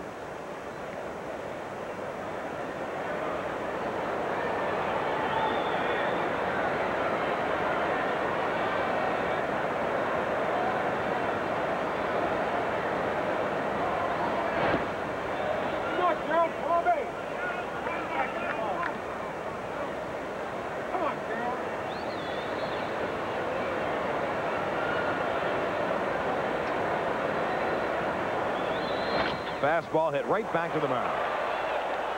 Darwin knocks it down, throws Perry out, and the Braves failed to score again. No runs on the hit, and they lead 2.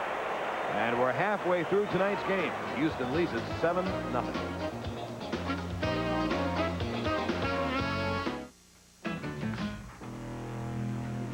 Excuse me, we can't. You can't. Don't move, Hammer. I gave it up. No more harsh malt liquor taste. I've come for King Cobra smooth taste and cold malt liquor satisfaction. So I've heard. Now hand it over. Don't let the smooth taste fool you. It's the new breed. It's quality. Hey, this is it. Don't move, Hammer. King Cobra! Nature can be devastating. The wood on your home needs protection. A water sealer waterproofs. Olympic Clear Wood Preservative does too. And Olympic gives you linseed oil that strengthens wood fibers. And additives to resist mildew. And preservatives to resist rot. Because wood needs a lot more than just waterproofing. Water sealers fade by comparison. Olympic, protecting wood for over half a century. Now step into a new world of value at Exxon with the Exxon card. As always, it gives you the convenience of credit. But now you can apply at participating Exxon stations for a new electronic debit feature. It gives you the cash discount price on Exxon gasoline without having to use cash. Apply now for the Exxon card with the new debit feature. It's light years ahead in value. Superstar Summer continues with Henry Fonda and Maureen O'Hara, living and loving on Spencer's Mountain, 10:30 Eastern on the Superstation, Sunday morning. Well, we go to the bottom of the 5th. That picture is worth 1,000 words. Glenn Davis is 1 for 2, a 3-run homer. Pete Van Weeren, Skip Carey with you now.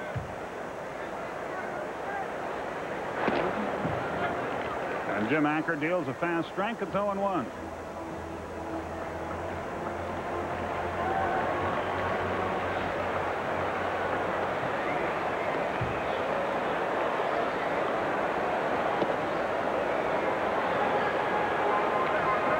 A ball and a strike to count on Davis out of Columbus, Georgia. Spent a year playing at the University of Georgia.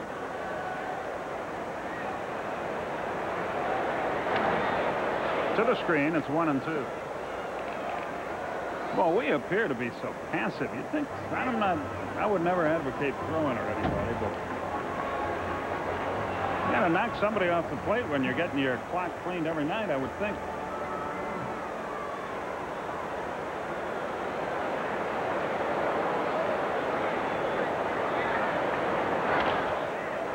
Up the middle, Blauser picks it. 1 down.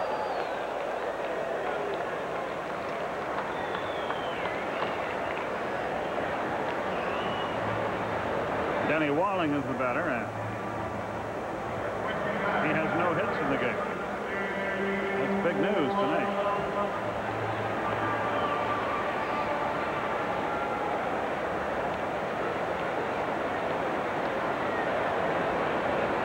Walling was robbed of a hit on a diving play by Perry. His first curveball high and outside. 1 ball, no strike.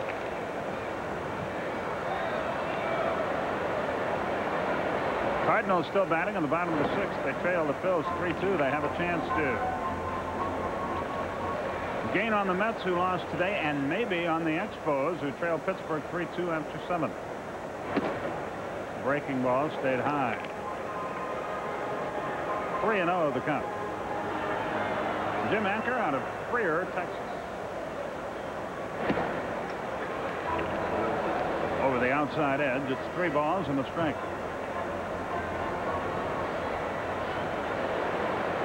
They must have 40,000 in the Astrodome tonight.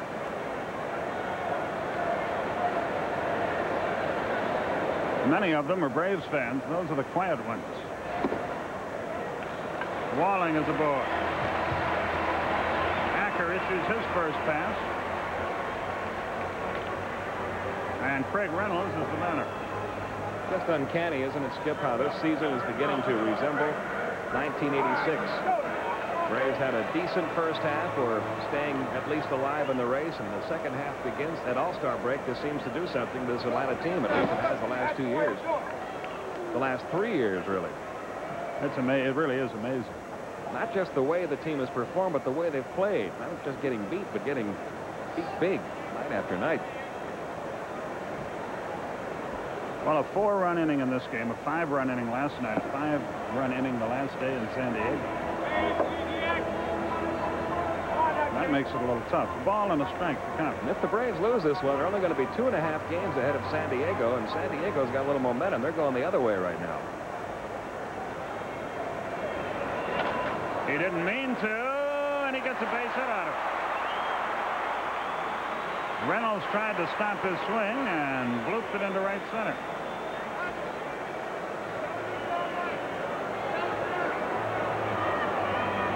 And here's Danny Darwin.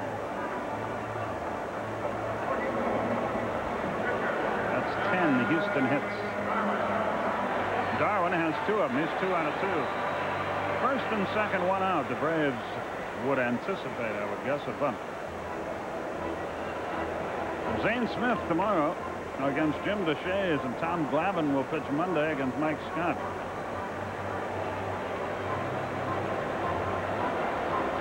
Tom Glavine's comment about that, well, you got to start against somebody when you begin your major league career. Might as well be one of the best.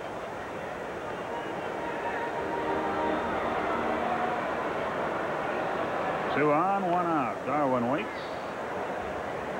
He's swinging. And he takes a strike, 0-1.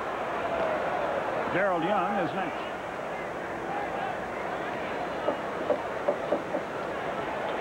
Night tracks will follow the game tonight for hours.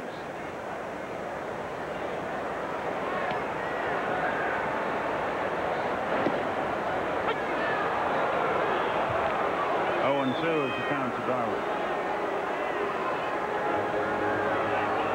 What is it tonight? Is it triple play or whatever they call it, or?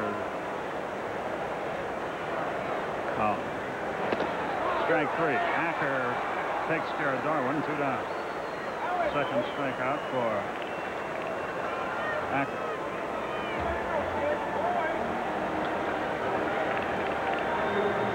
And that, I'm sure, was not the year the Braves won the division in '82, because that was a terrible second half. Yeah.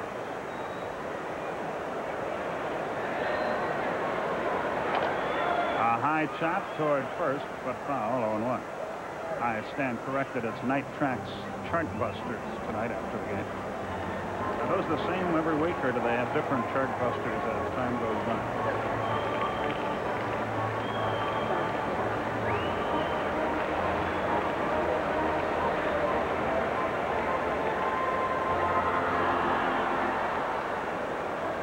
0-1 is the count. 2 on, 2 out.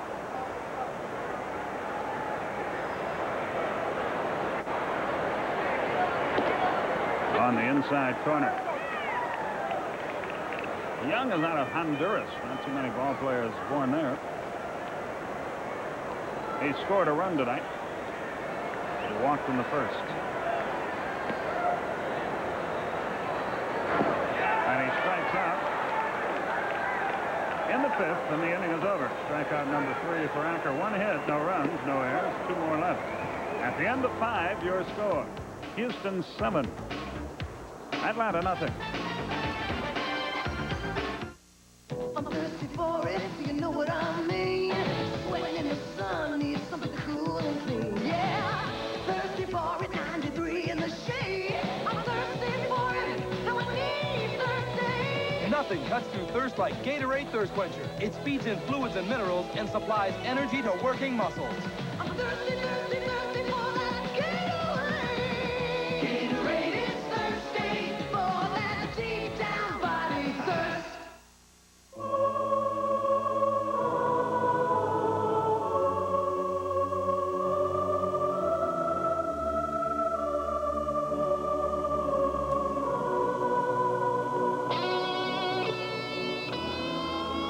There's a new stone-washed jean from Wrangler, made for a man after his work is done.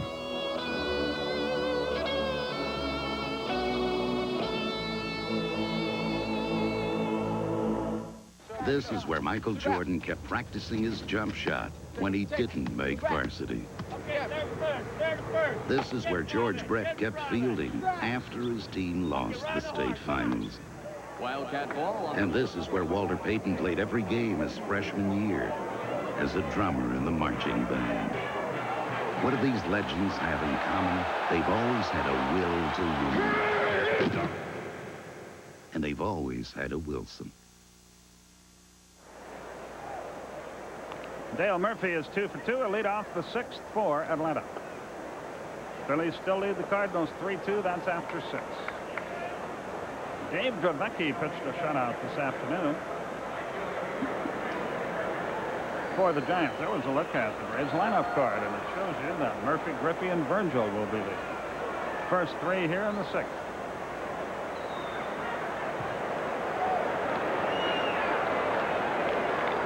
Well, we're all in this together. The guys in the truck are running out of things to shoot, but that's okay because we're running out of things to say. 0-1 the count.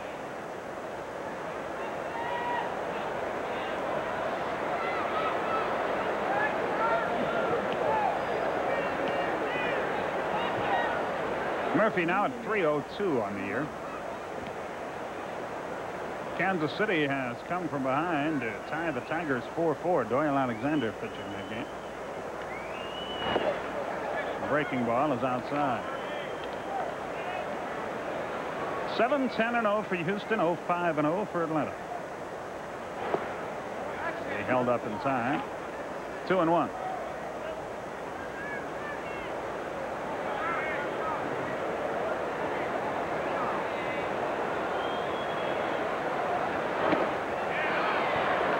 Through the fastball by him. 2-2.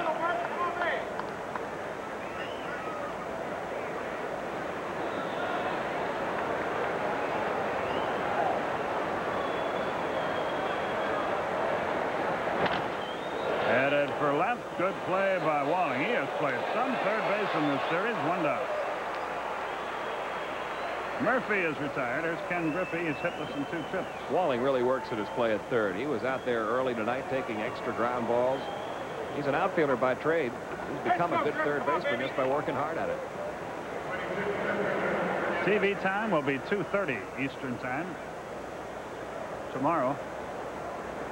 Game 3 of the 4-game series. Inside to Griff. 1 ball, no strikes. Griffey has really been in a tailspin the second half.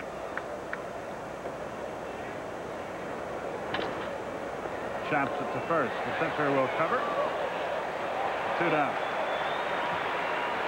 One reason is he hasn't been swinging the bat as well. The other reason is he's had almost no protection in the number 6 spot in the order. Nobody's been hitting the ball well. So they can pitch around him, but he's certainly not swinging the bat as he did the first half of the year. Here's Ozzie Virgil. He's bounced to short and walked.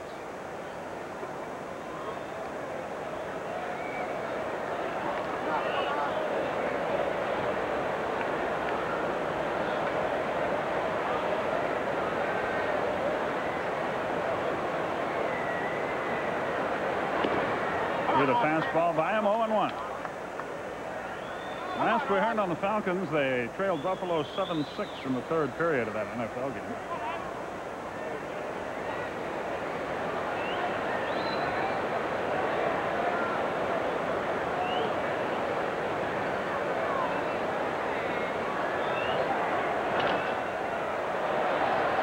A very easy inning for Danny Darwin. Everything evolved all right for him in the sixth. We go to the bottom half. It's 7-0. Houston leads it. I'm State Farm Agent Bill Harrell. Just came from the Harrises. They like the way I keep their homeowners insurance up to date and help them with claims too. The Harrises told the Floyds told the Carvels told the Lockmans, and so on. When you deliver good service with homeowners insurance, like State Farm agents do, word gets around. That's why State Farm insures more homes than anyone else. And like a good neighbor, State Farm is there.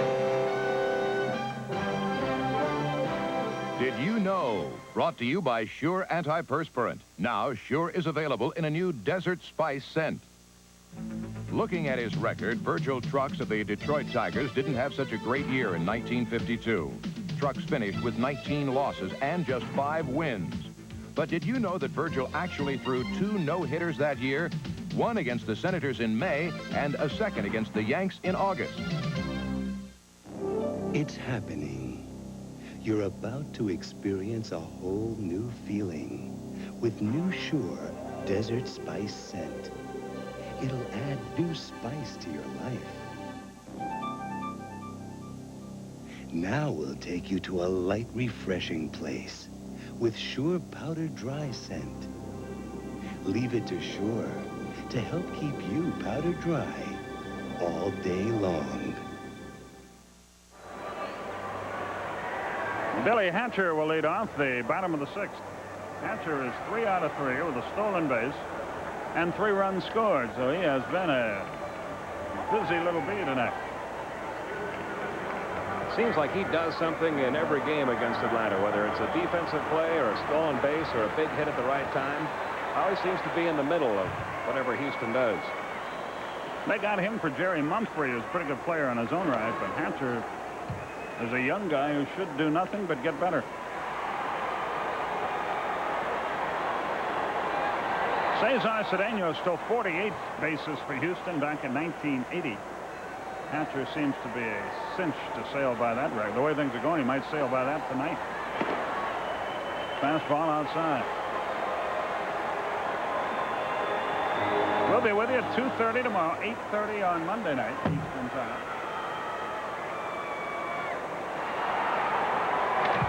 Up the middle, headed for center field. Hubbard will get him. 1 out. I didn't think he had a chance, but he got rid of that ball in record time. 1 away. Surprising he was able to get as much on the throw as he did, going away from the bag, throwing off the wrong foot. Still had plenty on that throw. Here's Bill Doran, 1 for 3, doubled home a run in the third.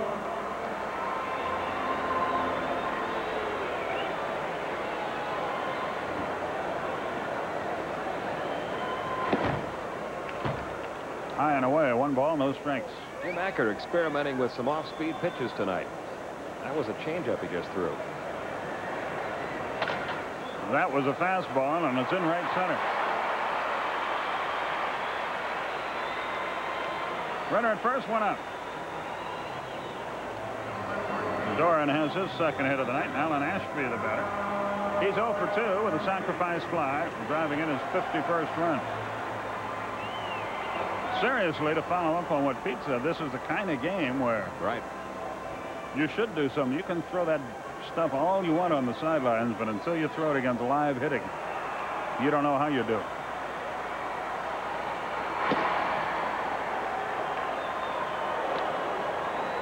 Down in Hendersonville, North Carolina, Jessie Hammond celebrating a birthday. Tonight, she's the mother-in-law of former National League umpire Paul Pryor, and we wish her the best. Popped up left side. Oberkfell gives it a look. But it's in the seats. And you see part of the big crowd. And Braves coach Bob Skinner, a proud grandfather today. His son Joel, a Yankee catcher, and his wife.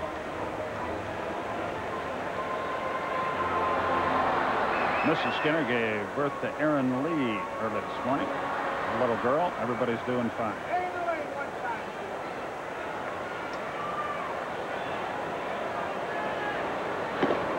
Outside. Okay, you can do it. 2-1. There's the Braves batting instructor.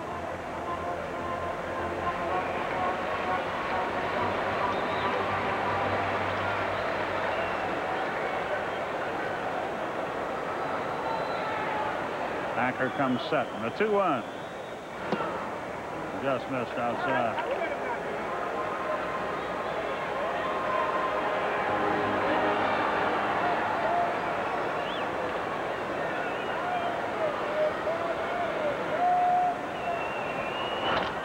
Up the middle, Hubbard steps on the bag and gets his man, and the double play is in effect. Glenn knew that a slow man was running, and so took his time and got it done.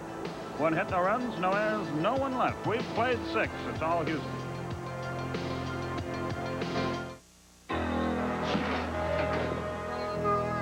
Don't win nothing for practice. Don't win nothing if you don't. Drew this one before. Kind of hoped it'd be the last time. All right, let's have it.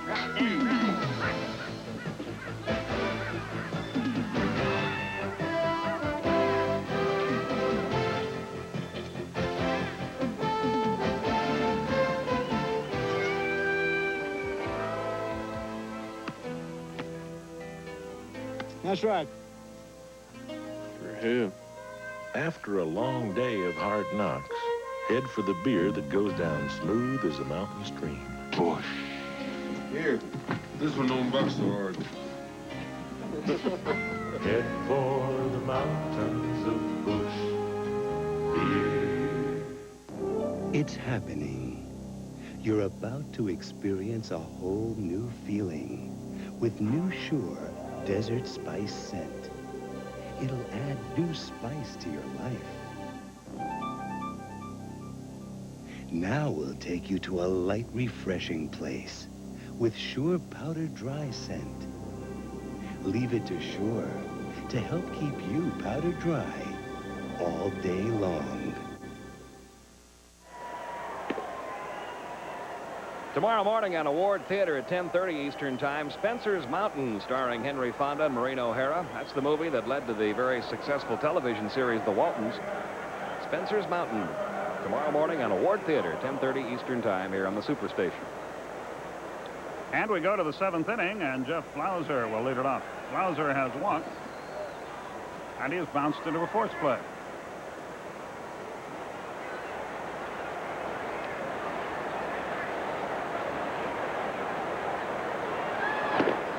Fastball upstairs.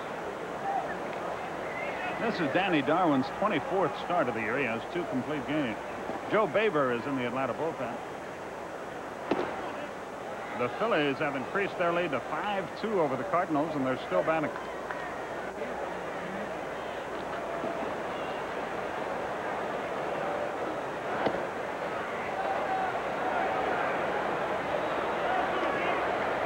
.2:30 tomorrow, 8:30 Monday night. Fast strike right in there, 3-1. From Atlanta, 7:35 on Tuesday against the Cubs. Wednesday and Thursday we'll be with you at 5:35. Low. Much to his dismay, Flauser walks. He thought that pitch was a strike. So there's a good start to the Atlanta 7th inning. But we need a lot more. Third walk given up by Danny Darwin, who makes his home in Arlington, Texas. He's out of Bonham, Texas. came up originally with the Texas Rangers. Montreal bats in the bottom of the ninth, trailing the Pirates 3-2. The Tigers hit in the eighth, tied with Kansas City 4-4. Doyle Alexander out of the game. Pitched 6 good innings and ran out of gas in the 7th. The pitch. Upstairs, 1 ball, no strikes. This game has been all Houston, but not everything is going the way that Houston fans would like it to go. Out in left field, a fan probably spent all day today painting up K signs to hang up after every Danny Darwin strikeout. Darwin has just 1 strikeout in the game, and there it is, that lone K. Whatever makes you happy, right?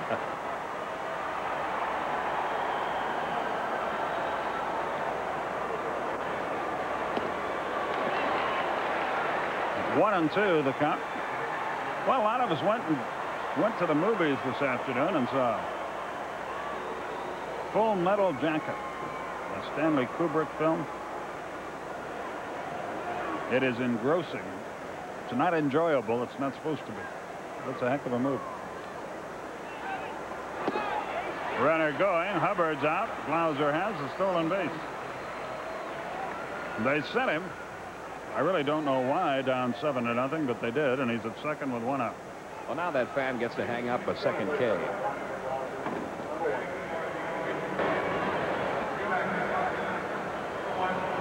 Our base running, I guess the fan is indicating there was a lot of time between strikeouts. Paul bats for Acker. What a strange time to steal second base. Of course, it's a little strange to try to score a runner from third with nobody out, and Murphy about to hit in the first inning, too. Low and inside, 1 ball, no strikes.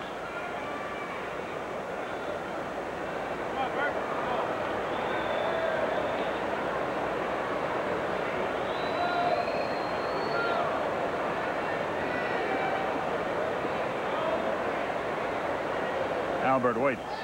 Takes strike. It's 1-1. A ball and a strike to count.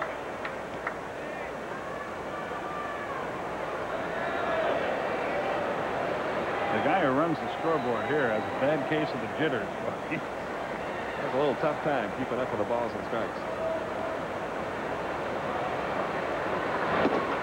Curve inside. 2 balls, 1 strike.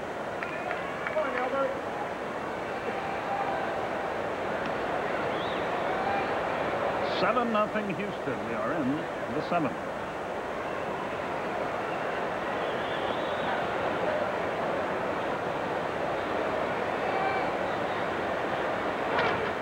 Fouled away. I wonder when that youngster John Smoltz is going to pitch for Richmond. Do we have a Richmond score? Are we keeping track of that tonight? We will check.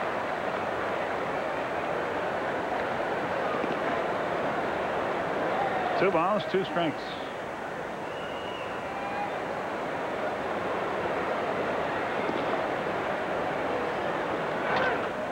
A chop toward short. Reynolds in, up, throw, got him by a step.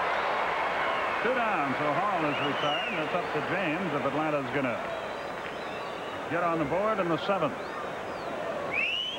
Ken Oberkfell moves on deck. It's really tough when you are out of it early or way behind early. It takes away all your...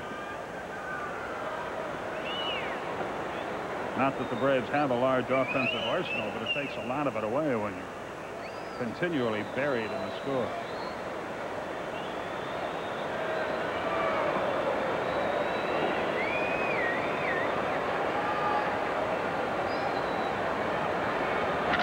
Hot shot, good play, Davis. Darwin does his job, and the inning is over. Glenn Davis took a possible double away from Deion James, and the Braves are out of there in the 7th. We go to the bottom half of the inning with your score.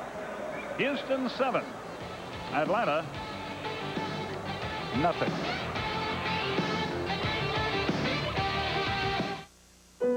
With the price of just about everything going up, it's good to know at least one thing is going down. The price of U.S. Sprint's digital fiber optic long distance. In fact, our rates have been going down all year long. And now our rates are going even lower. So to still save as much as 10, 20, even 30% versus AT&T, call U.S. Sprint now. It's the next best thing to free long distance. Miami Athletic Director Sam Jankovich. You know, the Miami Hurricanes have had a lot of exciting games right here in the Orange Bowl. But this is only a small part of a city and a great university. We consider ourselves fortunate to be able to share in the excitement, promise, and opportunity our hometown gives us. We're close by, America. Join us in truly a great city and international university. We know we've got what the world wants. Share it with us.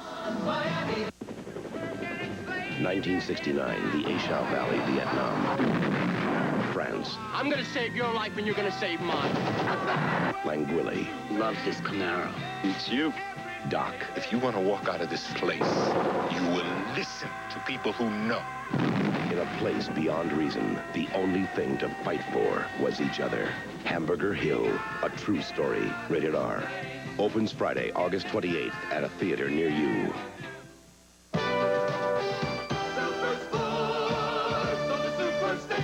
Braves versus Astros, 2:30 Eastern tomorrow afternoon.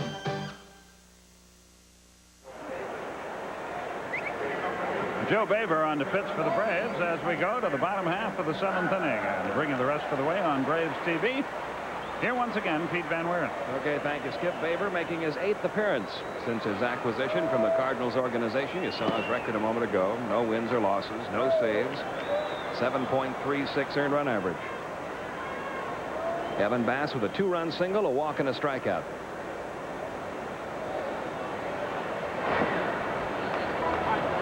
Two-0, the count and Bass. Glenn Davis will follow, then Denny Walling.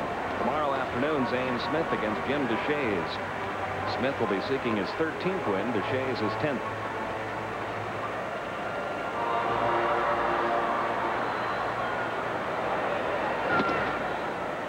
Two and one, the count on Bass.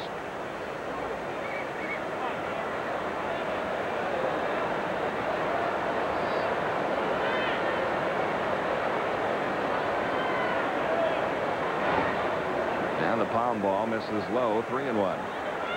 Over here. Baber basically with 2 pitches, a fastball and a palm ball. He does cut the fastball once in a while, makes it act a little bit like a slider. Bruce Calcanton, the Braves pitching coach, trying to teach him a breaking ball, a curve.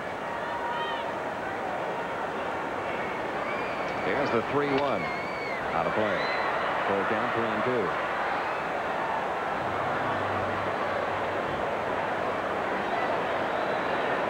Baber, actually, the palm ball that he throws, he can make it do a couple of things. He throws one that drops straight down. He throws another one that acts almost like a curveball. Would break down and in on a left-hand hitter. That was a fastball and missed outside. And Kevin Bass walks to open the 7th for Houston.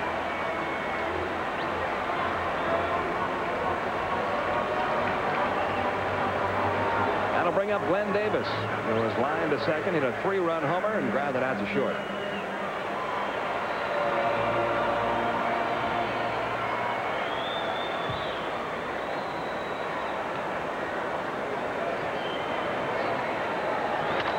Drilled toward third, off Oberkfeld's glove, rolling into left field. Runners at first and second. That'll be a base hit for Davis, and the Astros are threatening again. The ball was really hit, but normally Oberkfell makes this play. I'm sure he's upset with himself. A fastball with no movement on it at all up above the belt. And he couldn't get the glove closed in time. That's the 12th hit for Houston. Denny Walling has grounded out twice and walked. Nobody out here. Runners first and second. 1 ball, no strikes on Walling. Jim Acker worked 3 1/3, allowed 4 hits, 1 run. Walked 1, struck out 3. Rick Mailer, the pitcher of record in this game, the 1-0 pitch. Strike with that palm ball. 1 ball, 1 strike.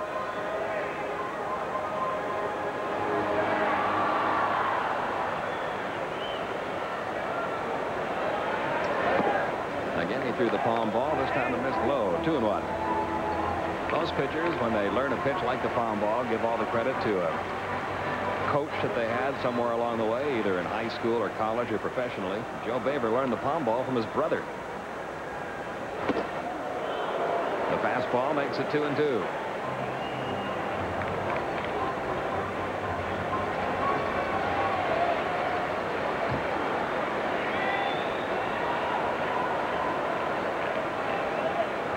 And the 2-2 on the way, missed high and away. The count full 3-2. One more bad one, they'd be loaded for Craig Reynolds.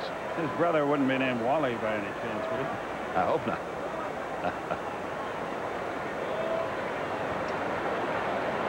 Now the payoff pitch, runners stay put. Walling fouls it back.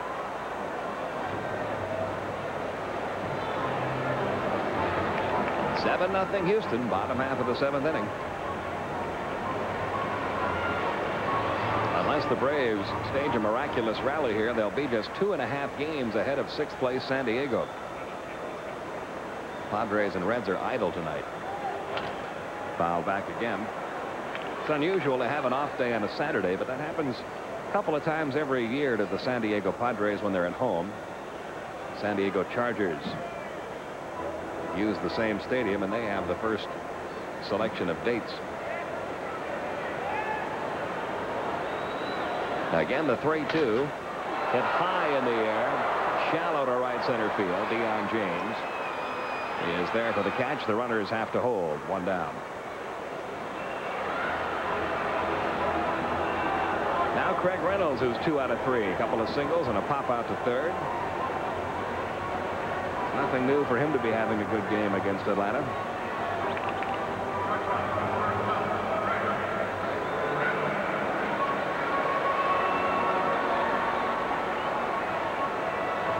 Reynolds this year is 12 out of 28 against Braves pitching. 429 batting average. Excuse me, Pete. Montreal came from behind, beat the Pirates. And the Cardinals still trailing the Phillies 5-2 that game now in the 8th inning. So Montreal could move to within 5. Vance Law, grand slammer for the Expos in the 9th to win that game. What a year he's having. He was a player the Expos just about given up on. And in fact, they were trying to trade him in spring training. 1-1 the count on Craig Reynolds. Here at 7-0 Houston. We're in the bottom of the 7th. One man out. Runners at first and second. And Baver with the 1-1. Got the palm ball over. It's 1-2.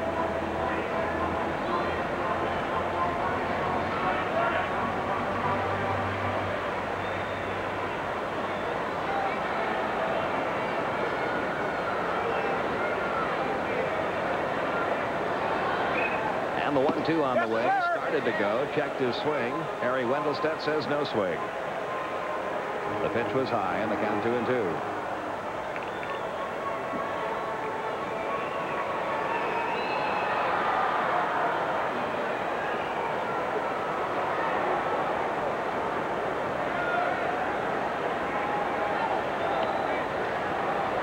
Baver's 2-2 pitch is high, and that fills the count 3-2. Reynolds is the 4th hitter Baver has faced here in the 7th inning, and on 3 of the 4 hitters, he's gone to a full count.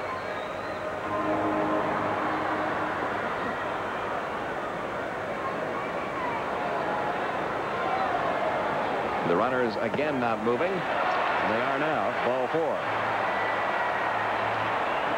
Second walk of the inning issued by Baver, and they're loaded now for pitcher Danny Darwin.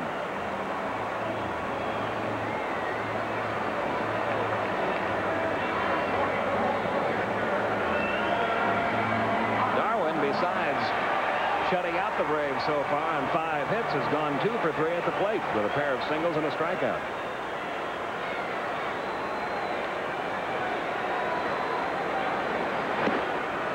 Ball 1 outside.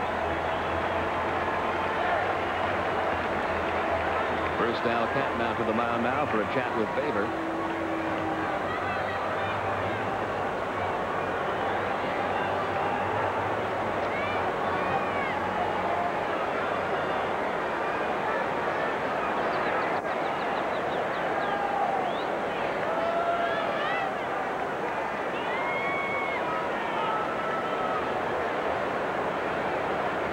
And Darwin will step back in with a count of 1 ball, no strikes.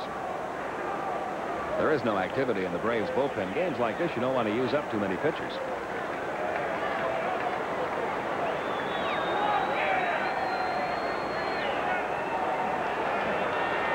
Here's the 1-0. Through the fastball by Darwin, 1-1.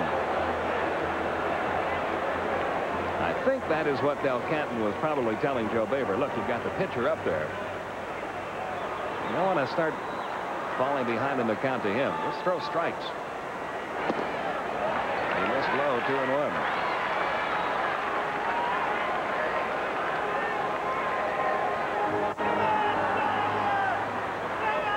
Bases loaded, 1 man out. Foul tip makes it even 2-2 on Darwin.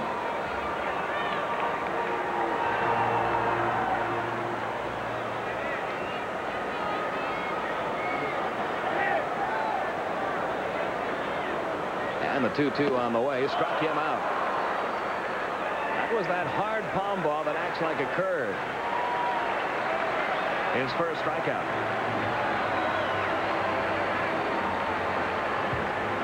Well, if anything, moved back in toward Darwin. And not out of the woods yet.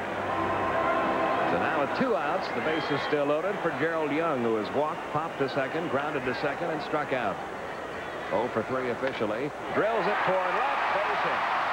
Here comes Kevin Bass to score. Davis will stop at third. It is 8-0. Young drives in his 7th run of the year.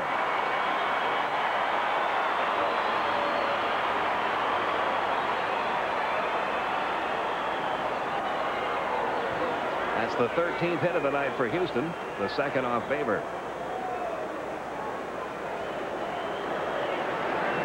So now it's Young at first, Reynolds second, Davis third with 2 outs for Billy Hatcher.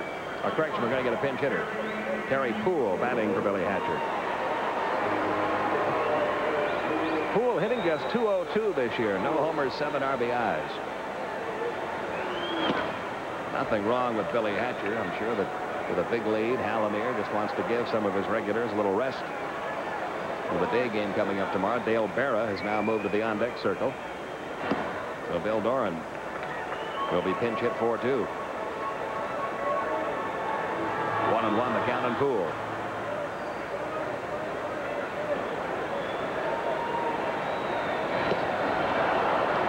That makes it 1-2. Here's a guy who lost his job because of injuries. He kept getting hamstring pulls. He was an everyday player for the Astros for several years.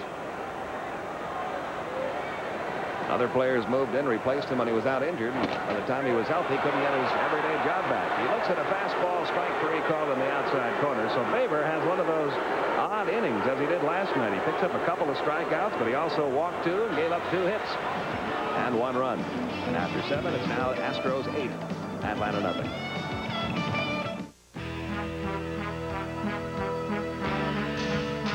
The tradition of horsepower.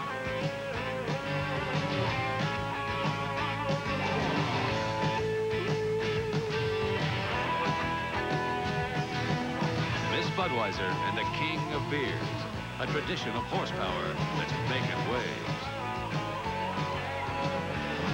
Racing fans, this Bud's for you. Once you look through a Minolta Maxim, you'll never see life the same way again. Maxim, the world's first SLR with built-in autofocus. 26 autofocus lenses capture the action as only you see it. Minolta Maxim. Let your creativity come to life. The Maxim system. Oh, the things you'll do. Only you and the mind of Minolta. Changes for Houston as we go to the top half of the 8th inning. Terry Poole stays in the lineup in left field, batting in Hatcher's spot. And the new second baseman just called up today, Dale Berra, who was called up from Houston. Buddy Biancalana was sent down. Berra, Yogi's son, who has played with the Pirates and the Yankees in his major league career, now at second base.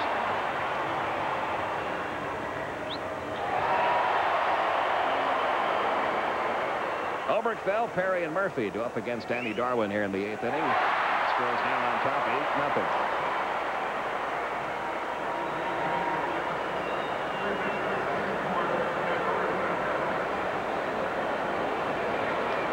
Oberkfell 2 out of 3 tonight, 2 singles and a fly to left.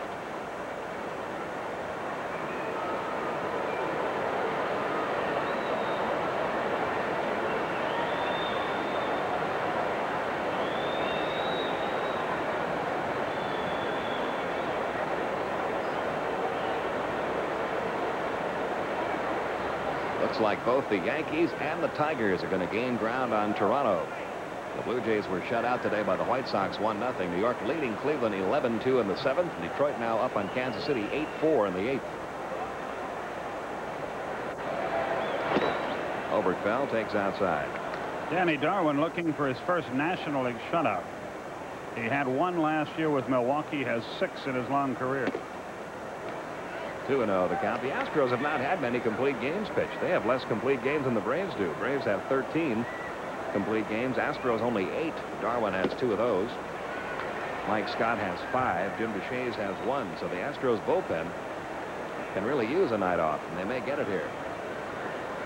Here's the 2-1 up the middle. That might get through, and it does. Base hit for Oberkfell, his 3rd hit of the game. Hit number 6 off of Darwin.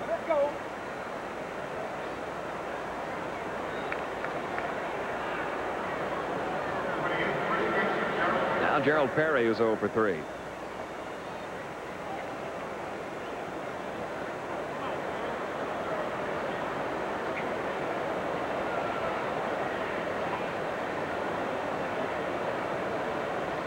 They are not holding Oberkfell at first with a big lead. 0-1 the count on Gerald.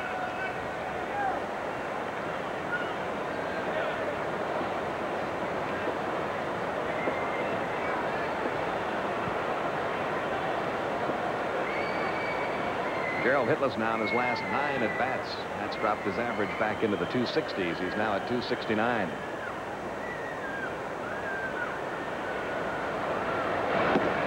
Breaking ball for a strike. It's even 1-1.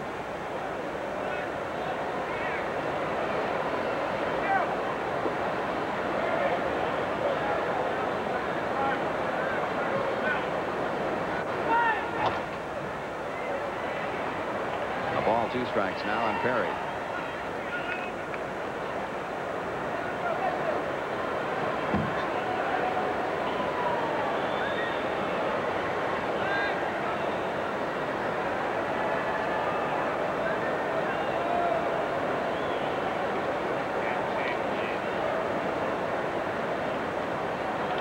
There's your runner at first, Oberkfell. 1 man out. Here's the 1-2, and Perry takes it downstairs. 2-2.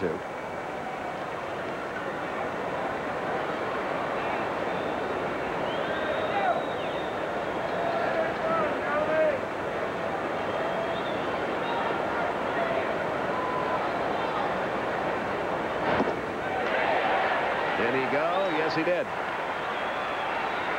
Strikeout number 3 for Danny Darwin. 1 out in the 8th inning, and now Dale Murphy, who has singled twice and grounded out to 3rd. Murphy's bat's been hot in this series, but not much around him to help him out. He had 3 hits and 4 at-bats last night, 2 out of 3 tonight.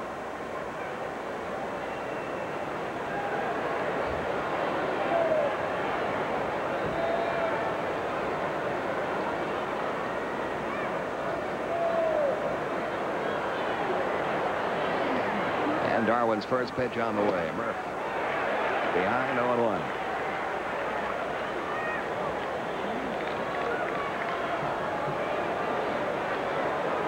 Houston got 2 in the 1st, 4 in the 3rd, 1 in the 4th, 1 in the 7th. Braves still looking for their first run. We're in the 8th inning. 1-1 the count now, and Dale Murphy.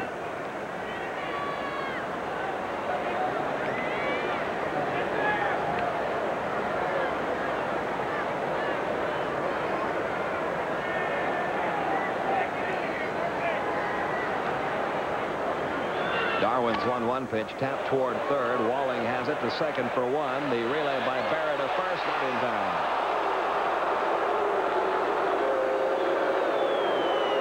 I don't know how much second base Dale Berra has played. He's been primarily a 3rd baseman and a shortstop in his career. He may have been playing some second base down in the minor leagues, but he had a little trouble turning that one. Murphy still gets down the line in pretty good shape. Yeah, he had trouble getting it out of his glove, and then really no pivot at all, so he couldn't get much on his throw either. So Murphy now at first, 2 men out, and Ken Griffey the batter. Griffey is 0 for 3.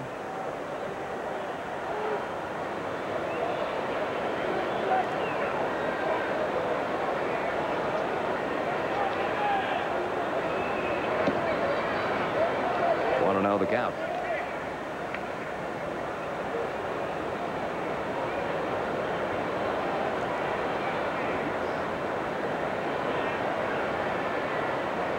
Murphy could, if he wanted to, go ahead and steal second base. He's getting a huge lead over there. They're not holding him with a big lead. 1 ball, 1 strike to count on Griffey.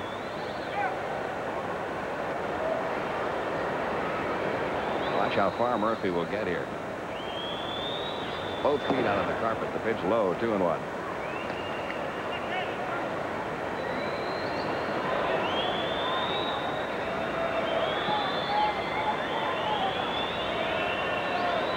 And the 2-1 coming. Hit foul on a play. Paid attendance tonight, 34,924. 34924. So 2 good crowds in the first 2 games of this series. Another big crowd expected here tomorrow.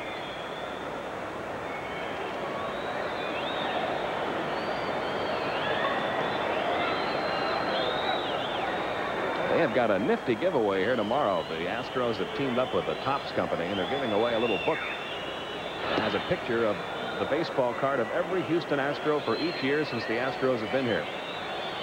Nice souvenir for baseball collectors. Murphy will be going on the 3-2 pitch from Darwin. Into shallow left center field. Who's going to take it? Reynolds back, Poole in. Terry Poole there for the catch. And that's it for the Braves in the 8th. They leave 1 more runner. We go to the bottom half. It is 8-0 Astros.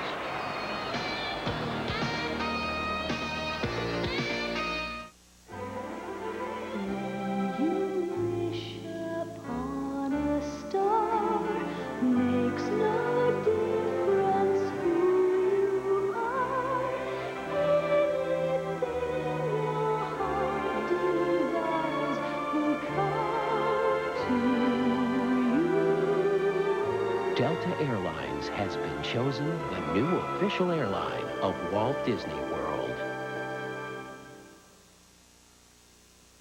Here's to the winners, those who move mountains. Here's to the miracles they make us see. Holiday Inn salutes the people who go the distance and then some. To all the people who still believe in dreams and in themselves. Here's to the winners, all of us can be.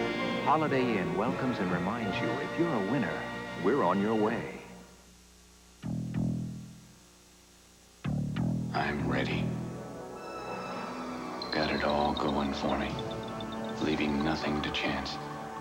Nothing. Gonna get those extra yards. Make this baby bite. Got my mind set on win. Here we go.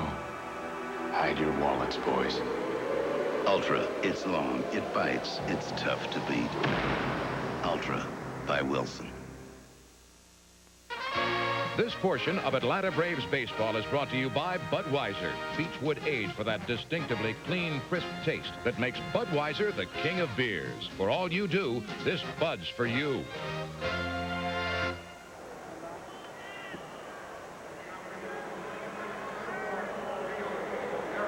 Dale Barrow will lead off here in the bottom of the 8th inning. His first at-bat with Houston since coming up from Tucson, where he was hitting .270 with 9 homers and 59 RBIs. Been a long comeback road for Dale Barrow. Played for the Pittsburgh Pirates for 6 years, and the Yankees for a couple of years. And then admitted that he had a drug problem, went into a rehab program, and has battled his way back. Coming up again from the minor leagues. 1-1 the count.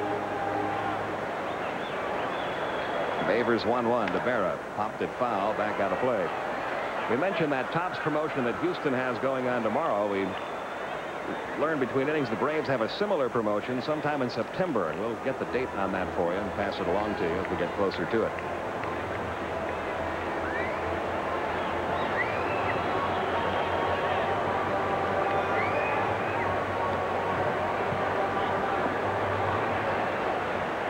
Favors 1-2 pitch to Berra. Check swing foul, back off the screen. Berra called up, Buddy Biancalana sent down by the Astros.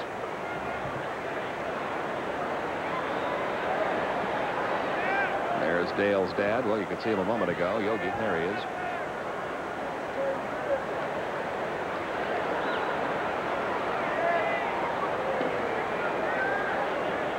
Here's the 1-2. Low, 2-2. Despite the fact that Dale Bear has been in baseball for more than 10 years, Yogi really hasn't had much of a chance to see him play.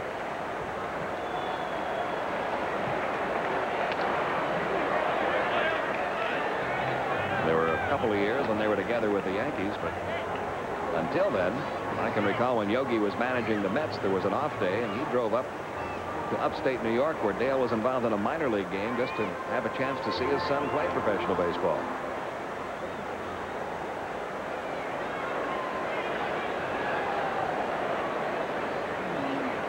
Here's the 2-2. Just missed outside. Another 3-2 count. That is the fourth 3-2 count that Favors had. He's pitching to his 8th hitter.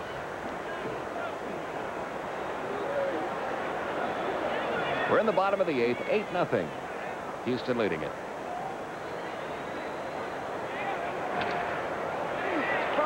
Still 3-2. A win by Houston will move them to within 3 games of the lead in the National League West, despite the fact that they will still be 2 games under 500.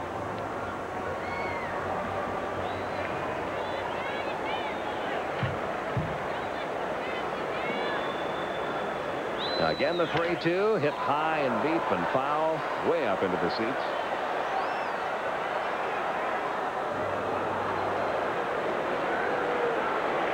Still 3-2. The fans in that section don't get many souvenirs, and they're going to battle hard for that one. You got a Braves fan in there, too.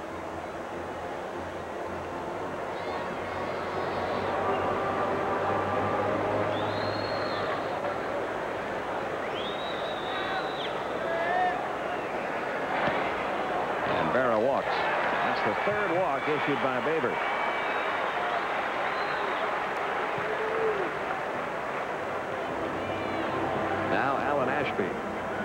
Who was hitless tonight, 0 for 3. He did drive in a run back in the 4th inning with a sacrifice fly to right.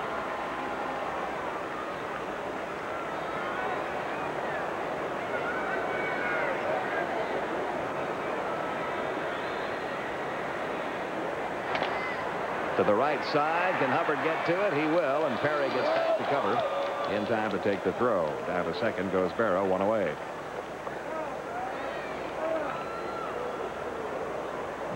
Now Kevin Bass, who has walked twice, singled and struck out. He scored 2 runs, driven in 2.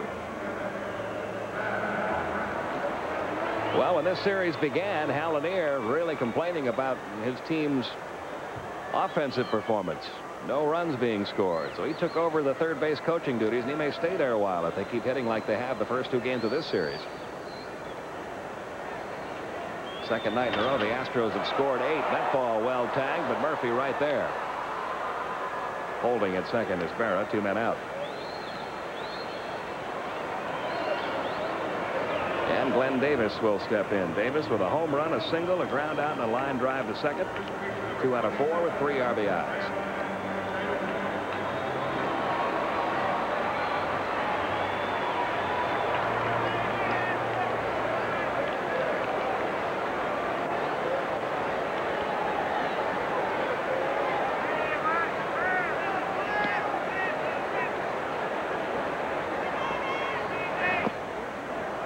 The count.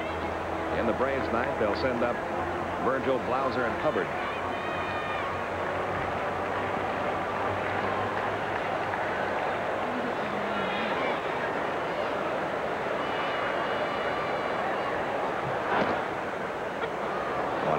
strike. That was the pound ball. Gene Garber doing some throwing out in the Braves bullpen.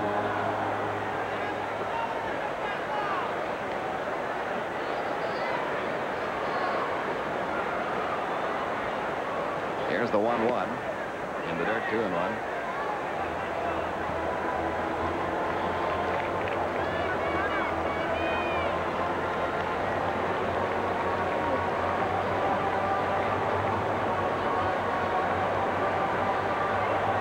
Tomorrow afternoon, Zane Smith against Jim DeShays, 2:30 Eastern Time. Smith, one bright spot for the Braves right now. He has 2 complete game victories on this road trip. 2 out of the 3 games the Braves have won.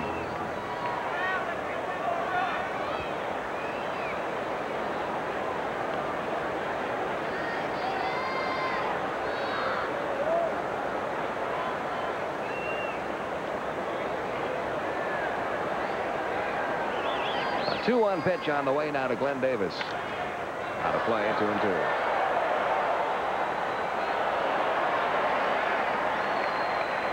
When Glenn Davis began having all of his success with Houston, a lot of publicity about his troubled boyhood.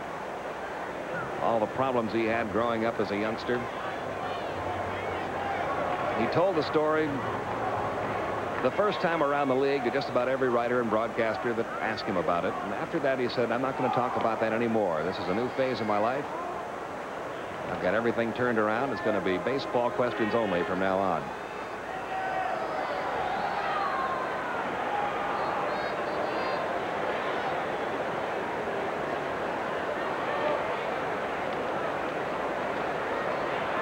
Two and two the count.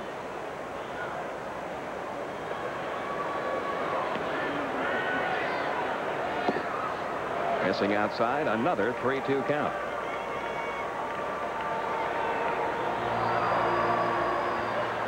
Fifth one on 11 hitters. It's okay to go 3-2 if you're going to get people out anyway, but Baber has walked 3. And of course, when you're a relief pitcher and you work in a lot of ball games, you don't like to throw a whole lot of pitches when you do get into the game, and Baber has thrown over 50 pitches in the 2 innings he's worked. Here's the 3-2. That's his 4th walk. Pete, I'll tell you what let's do when this is over.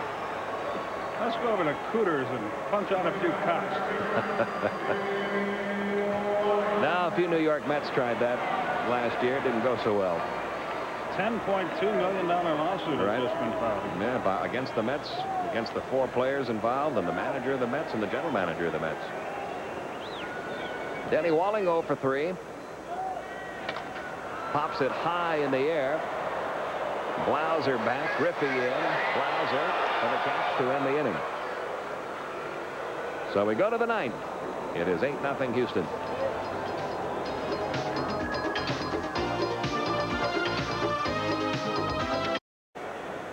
Quick look at the scoreboards. Harry Leach lost his first game as the Mets went down to defeat Dave Gravecki, the Giant shutout. Vance Law, a 9th inning grand slam to win for Montreal. Kevin Gross will get the win for Philadelphia unless the Cardinals rally, and there's the American League. The Yankees are going to win. Detroit's going to win. Toronto lost 1-0 to Dick Johnson. And we go to the 9th inning. Ozzie Virgil hits the first pitch foul. This one will drop in the seats out of play. Danny Darwin trying for his first National League shutout. The Astros pitching staff has pitched 10 shutouts this year, but only 3 of them have been complete game shutouts. Those, all 3 of them by Mike Scott. The rest have been shared. Speaking of that lawsuit, goodness knows we're not lawyers. But how can Dave Johnson and Frank Cashin get involved? I don't understand that involvement either. Next pitch to Virgil. Didn't get the breaking ball. 0-2. Ozzie tonight 0 for 2. Jeff Blauser on deck. Houston 3 outs away from being within 3 games of the lead in the National League West. The Braves 3 outs away from being just 2.5 games out of last place. To an amateur, to the uninitiated like us, that seems like a frivolous, appears to be a frivolous lawsuit. It does.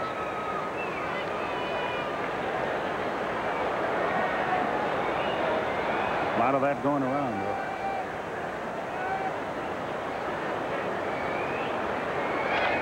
Toward second. This will be out number 1 in the ninth.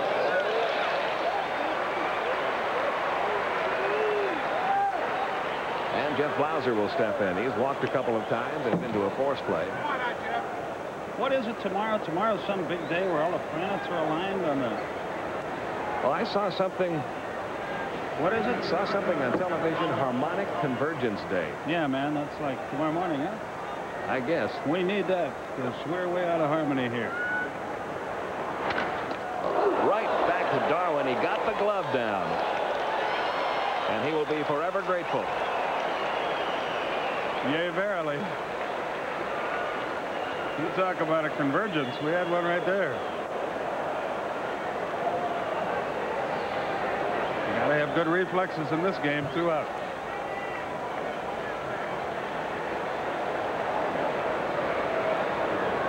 And the Braves' last chance will be Glenn Hubbard. What do you think the odds are here?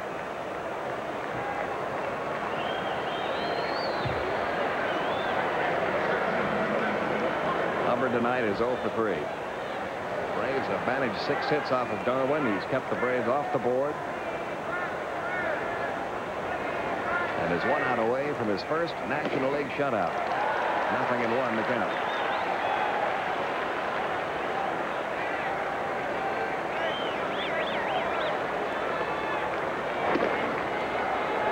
And is inside. 1 ball, 1 strike.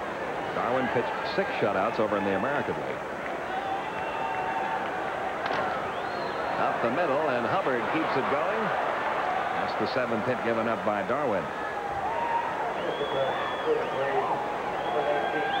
Now Greg Nettles will come on as a pinch hitter for Joe Baber. Nettles hitting .212, 4 homers, 25 RBIs. In football exhibition games, Cincinnati beat Tampa 31-30. Cleveland beat St. Louis 31-16. Atlanta leads Buffalo 16-14 in the 4th. Detroit 19, Indianapolis 15 in the 4th. New Orleans 23, Minnesota 17 in the 4th. The Jets and Philadelphia 10-10 in the 4th. San Diego 13, Dallas nothing in the 3rd. Denver 7, Green Bay nothing in the 1st. San Francisco 14, the Raiders 3 in the 2nd. Here's the 1-0 to Nettles. 2-0. 8-0 Houston here. Top of the 9th inning, 2 men out.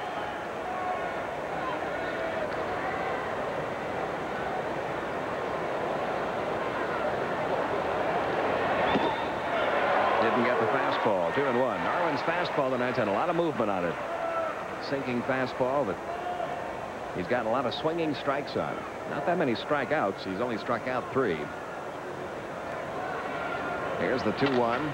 This is going to end it. Denny Walling waits for it in foul territory. Back in fair territory, and Danny Darwin has shut down the